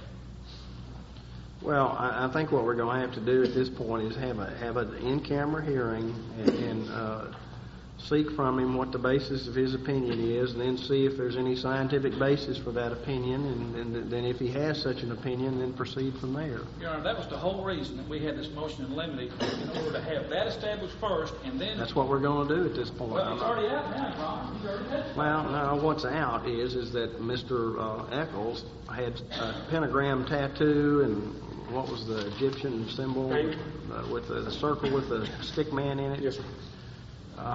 That he had those on his person, and I've already instructed the jury that the statements he made apply only to him in that regard. And if I didn't, I will. I'm almost certain I said that whatever Mr. Echols said pertains to him and not to Mr. Baldwin, but maybe I didn't. If I didn't, I will. In other words, his statements, those were admissible under any circumstances. And he didn't address it in a motion to suppress his statements. You did, on one hand, the statement where he said somebody named Jason might have done it. All right, court will be in recess until 9:30 in the morning. Will that man be? I've got a question. Are y'all going to fix something further? But any other topics besides? See, what I was going to do is your word. I was going to call that straight. Y'all just going to hit up there. No, that is so... I might do that. Y'all approve It pertains to Mr. Baldwin. His opinion, yes. That'd be the fair thing. I'm just sitting here. I mean, I didn't figure there's any objection to it. Well, I thought we'd made it. I'm not saying release it. Not to that. No. Your Honor, we would attempt to call tomorrow either Dr. Don Bowman or Dr. Duke Jennings from the Doctor's Pathology Service here in Jonesboro to testify. Dr. Bowman, and I don't know, he said he wasn't sure if he would be available tomorrow, but he would give the information to Dr. Jennings, and I haven't talked with him to see what his opinion is, but I gave Dr. Bowman a copy of Dr. Peretti's testimony regarding the time of death, and also, what? Are y'all making a record or something? No. You just started making a record on something. Just a minute. We're not making a record. We're not making a record.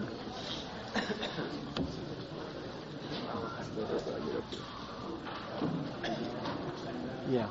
You need to be back tomorrow, though, I guess.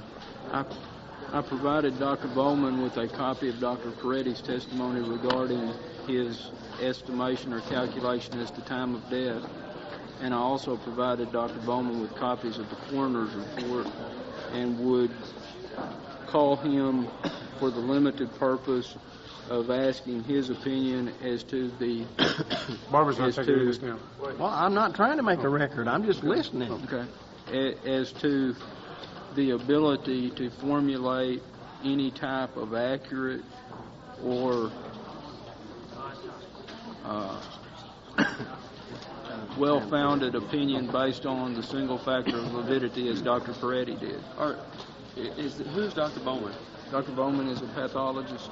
Is he listed on your witness list? No, but obviously from the testimony in the record, there was testimony that was adduced from Dr. Peretti that was a new opinion that had never been given before until he was here in this courtroom. Your Honor, if he's going to let him, he wants to call a unidentified witness to rehabilitate. That's his rebut. own witness. He's not rebutting anything. It's rehabilitation.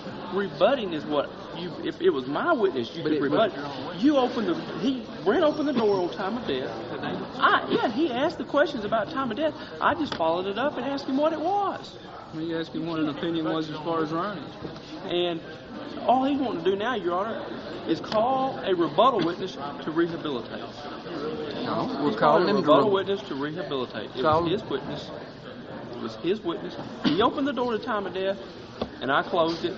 And now he wants to We may need to bring some other manpower. No, we don't. I mean, I think that would require an opinion. Well, Your Honor, the point is, the testimony... If you're going to bring in a new witness, an unidentified witness, It's a rebuttal. It's a rebuttal witness. How you rebutting your own? You can't rebut your own Sure witness. you can. No, if through your questioning you develop testimony that we don't know about. That's your fault. You opened the door No, to time of death. we can rebut. You could have asked him. You cannot rebut. You could have asked him. I asked him. I know you asked him, but he gave an opinion that had never been adduced before. In fact, he told us directly to the A completely contrary. different witness to give a different opinion. It's a rebuttal, Your Honor. It's rebuttal. No, wait a minute. You said it wasn't a rebuttal. No, I'm saying if they call in a witness that's not identified, it's rebuttal. It's rebuttal. Well, I agree it's rebuttal, Your Honor. Okay, well then the he fact, can't do it. It's yes, his own he can. witness. You can, Your Honor. The question Brent asked whether or not, wasn't it true that we had asked him whether or not he could give an opinion on time of death, and he told us no. And then Mr. Ford gets him to say that it's some other time.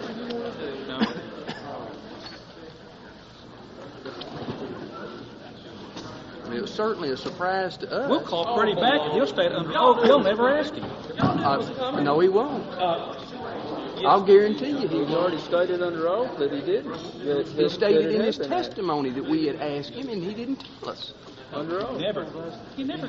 You knew it was coming, Brent, because you questioned him all around the issue. You knew it was coming. You questioned him all the way around the mulberry. And wouldn't ask him the question. But you wouldn't ask him because you didn't want to know the answer. Wasn't any reason to ask him because he had told us. Then why would you ask him about time of death? Why'd you ask him all those questions? Why would you ask the witness about time of What death? difference does it make, Robin? Because you cannot rebut your own witness. That's the difference it makes. If there's an opinion that comes out in the course of a witness's cross-examination that's never been heard before, then I'd ask you to bring it up. Now, you find me some cases that says you can rebut your own witnesses. You can rebut your own witnesses. Well, first of all, there aren't any witnesses that are your witnesses. You called him. You called him. No, I think you He's made your it pretty witness, clear and since you don't like what he says, you want to rebut him. Now, the thing that we didn't like was that he was given an opinion. When we had asked him directly whether he had an opinion, and he told us no. He testified in the other case that he didn't have an opinion. No, in fact, he testified in the other case that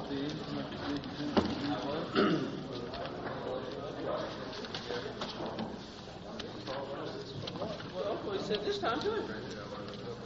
It must be surgical glass. He said it could have been done by a piece of glass.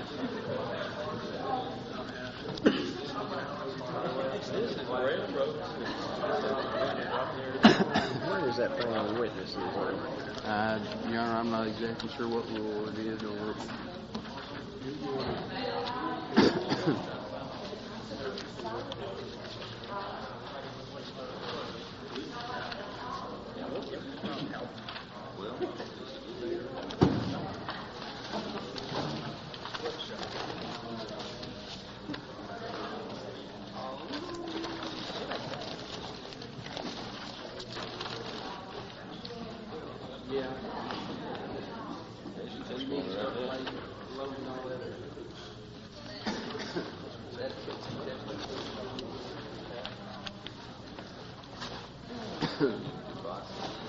Okay, gentlemen, here it is, Rule 607. The credibility of a witness may be attacked by any party, including the party calling him. Credibility. That's right, Your Honor. Well, that's what it goes to, is credibility. This is an unidentified witness. Well, The whole idea, Your Honor, you entered a court order that says you got to introduce your witnesses, give them 10 days notice prior to trial. State was, wait a minute. State was properly permitted to impeach its own witness under this rule from comparatively minor matter where the prosecution complied with Rule 613 by showing that the witness had made a prior inconsistent statement, even though the state may have waited too long before adducing the impeachment testimony on rebuttal, since that matter rested in the trial court's sound discretion. So what you're saying is in the sound discretion, you're going to let them cheer through an unidentified witness their major problem. I'm going to allow them to call another witness to talk about time of death if they want to. I'll give you time to go out and talk to him. I'm going to put all this on the record and move for a Okay. Well, I want to put it all on the record. Judge, you make a ruling they can do that now? Yeah, On that case? yeah. We Sure I am. need to have Barbara around. We need to make a record. Okay, well, you can make a record. Are we doing this now? We're doing this now or in the Well, we do it in the morning, but I'm gonna allow them to call the witness. That is correct. Who is this witness? Dr. Baldwin or Dr. Jennings, or who? Or What, Dr. does he have a Jennings first? Would we like to know his name, address, and phone number? Is that too much? Doctor's pathology. No, 9:30. 9:30. There, y'all, if y'all read the rule book, there's a whole series of 7 or 8 cases that allow it, and I've done it before myself. What did you say the rule was? Were any of Rule those people 607. Were any of them what? unidentified witnesses? Unidentified witnesses. Oh, You've got an order, Judge. Again, it says you've got to give us a list of witnesses. yep. And now they're saying, well, oh, by the way, we don't want to do that. We want to be able to cure our deficits by an unidentified witness, and you're saying, okay.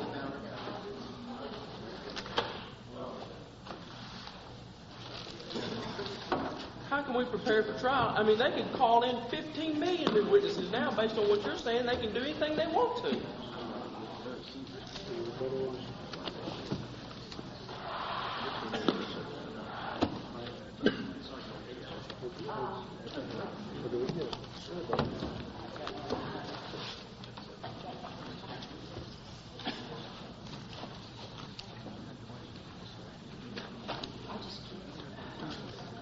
The state waits your honor till 4:30, the day before they're going to call this witness, and then they come to court and then ask for permission to be able to call a witness at this late hour. Why didn't they ask for that back when Freddie testified?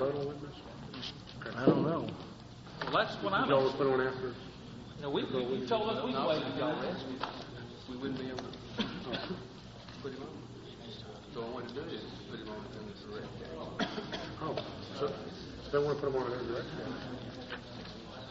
Pardon? If they're putting in a witness in it that is direct in their case in chief, he's unidentified. If he's unidentified, we're precluded. They've identified a witness. Now, Today, during the middle of the trial, the court said 10 days prior to trial, they must identify a witness. call him in rebuttal. Well, Your Honor, the only problem is they've already elicited the testimony that we want to rebut, and if they were to rest at the conclusion of the case, then we wouldn't be allowed to. That's just part of trial strategy, John. I don't think that'll happen. I'm gonna let you call on the witness in rebuttal. So, Judge, your ruling is they can't call him in a case in chief? I'm gonna let them call the witness in rebuttal. Unless we can provide you authority to the contrary. Yeah. I don't think you're gonna be able to, but. You make the ruling, you're not allowed to call him in a case. No, I'd let anybody that called a witness that's been relying upon a statement or previous testimony, if they change that previous testimony, to call somebody to rebut it. And that's So exactly what he are you did. going to allow them to call this doctor in their case in chief? No. No, I just said I was gonna have them do it on rebuttal. Okay, that's good. Okay. I think you'll know.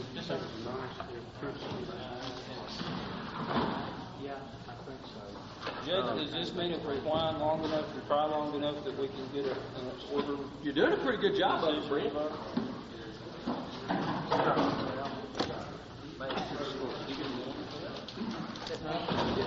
No, I didn't get a name. What's his name? I'll tell you what, y'all.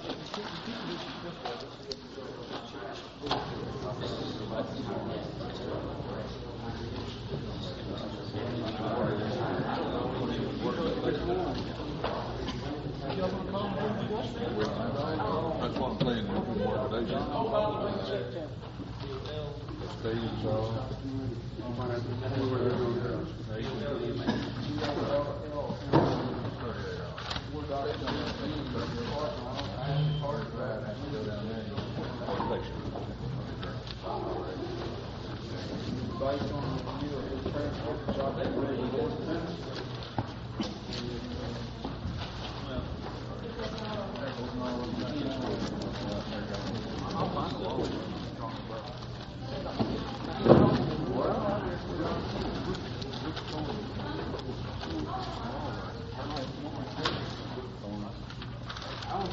doubt we can call you to go.